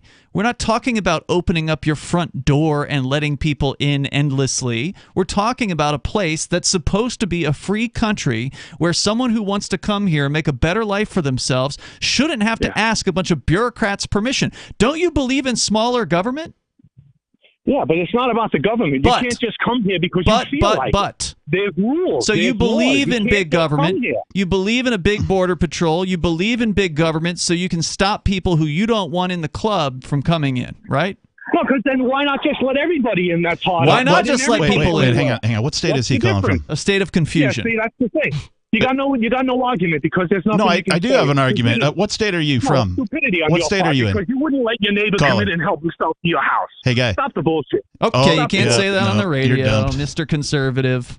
Mr. Conservative said the S word. So my question for him, if he's even listening, would be, if he's in Vermont and I'm in New Hampshire, and New Hampshire opens up some new factory that attracts workers. They're paying a high wage and, they're training and all that kind of stuff. And a bunch of people from Massachusetts and Vermont decide they're going to work at this place. And they're coming over from the borders of Massachusetts and Vermont. What's the difference between that and these people coming from a caravan from South America? I would suggest his answer would be, well, there's laws. Laws say you can do that in this country, but you can't come in from Montreal and come work in New Hampshire. Sure you can. There's they got to ask permission. Well, okay, but people do come across international borders for work all the time, whether it's legal or illegal. Well, sure, but he wants people to always go the legal route, to have to jump through all the hoops, to have to fill out all the forms, have to pay all the fees, and it's just ridiculous. These people don't understand how insanely difficult that process is. He apparently doesn't like fresh produce. Yeah, and they just don't care. They don't care about what these people have to go through because, they're here and they're in the club and they just don't have any empathy whatsoever for anyone. Oh, well, they're not following the law. So what? Why should anyone? Also, it's good for business and the consumer to have more people wanting to work because you don't have these job vacancies. You have lower prices. It's better for everyone. That's a great point. There's a ton of jobs available right now. Americans aren't trying to get them. They're staying home collecting welfare. Well, and he made the mention, too, that they're going to come here and take our stuff. It's like they're not taking anything. You know what they're going to do? They're going to work harder than most people in the United States of America for a lower wage because they're illegal and et cetera and so on. Right. If somebody coming from South America is so well skilled that they're going to take your job, you got some brushing up to do. Maybe a remedial course or two. Sarah's on the line in New Mexico. Sarah, you're on Free Talk Live. So they decided to ban the plastic bags again, but our mayor is going to veto that because he wants the plastic bag banned. But I'm in support of the bag ban because it's environmentally safer, but I'm just not fanatical about it. That's all. You know what I mean? Why can't people choose what kind of bag to use at the grocery store? Well, because people that are obnoxious, they'll grab 2 bags for each, put one little things on it, and they'll take 20 bags and have plastic bags piled up in a landfill. They're just really obnoxious, Can you ban those people from the store? Well, you know what? They give out paper bags, and that's biodegradable. That's what and they'll charge you 5 cents. It's not a big sacrifice. So can't you just choose to shop at a store that uses only paper bags? Well, I mean, they just have to make it uniform. And that's not how Sarah rolls. She wants everybody to be forced into her viewpoint of what the world is, and she thinks plastic bags are bad, so therefore no one should be able to use them. Yeah, forcing other people to your preference is always wrong. Do you also believe that plastic straws should be banned too? I really do think so. Cause I've used other alternatives, and they hold up pretty well. They kind of toughen it up a little bit. And they know that they're biodegradable straws. It's paper core materials, and it does work. So yes, there are better alternatives. I can't say that I've ever tried a paper straw and thought, wow, this was a really good idea. They're garbage. They fall apart. You put it in your coffee, like midway through, you're just kind of holding on to it with little pieces of it floating around inside.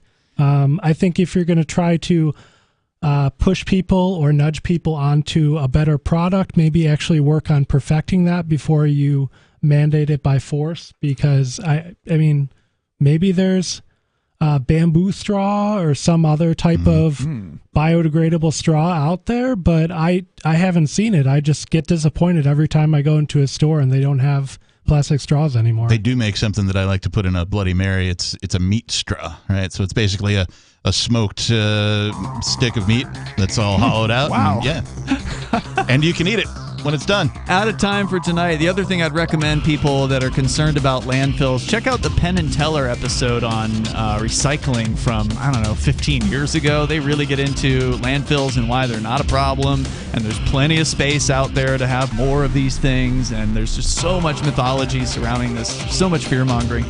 Recommend that episode. We'll see you tomorrow night. freetalklive.com. There are lots of ways to listen to Free Talk Live. Our podcast has been around since podcasts began, and now the FTL feed is loaded with content besides our full show archives. Did you know that we make it easy for you to customize your podcast subscriptions? We have different feeds, one that includes only our full shows, one with just the Daily Digest, and our main feed that includes everything.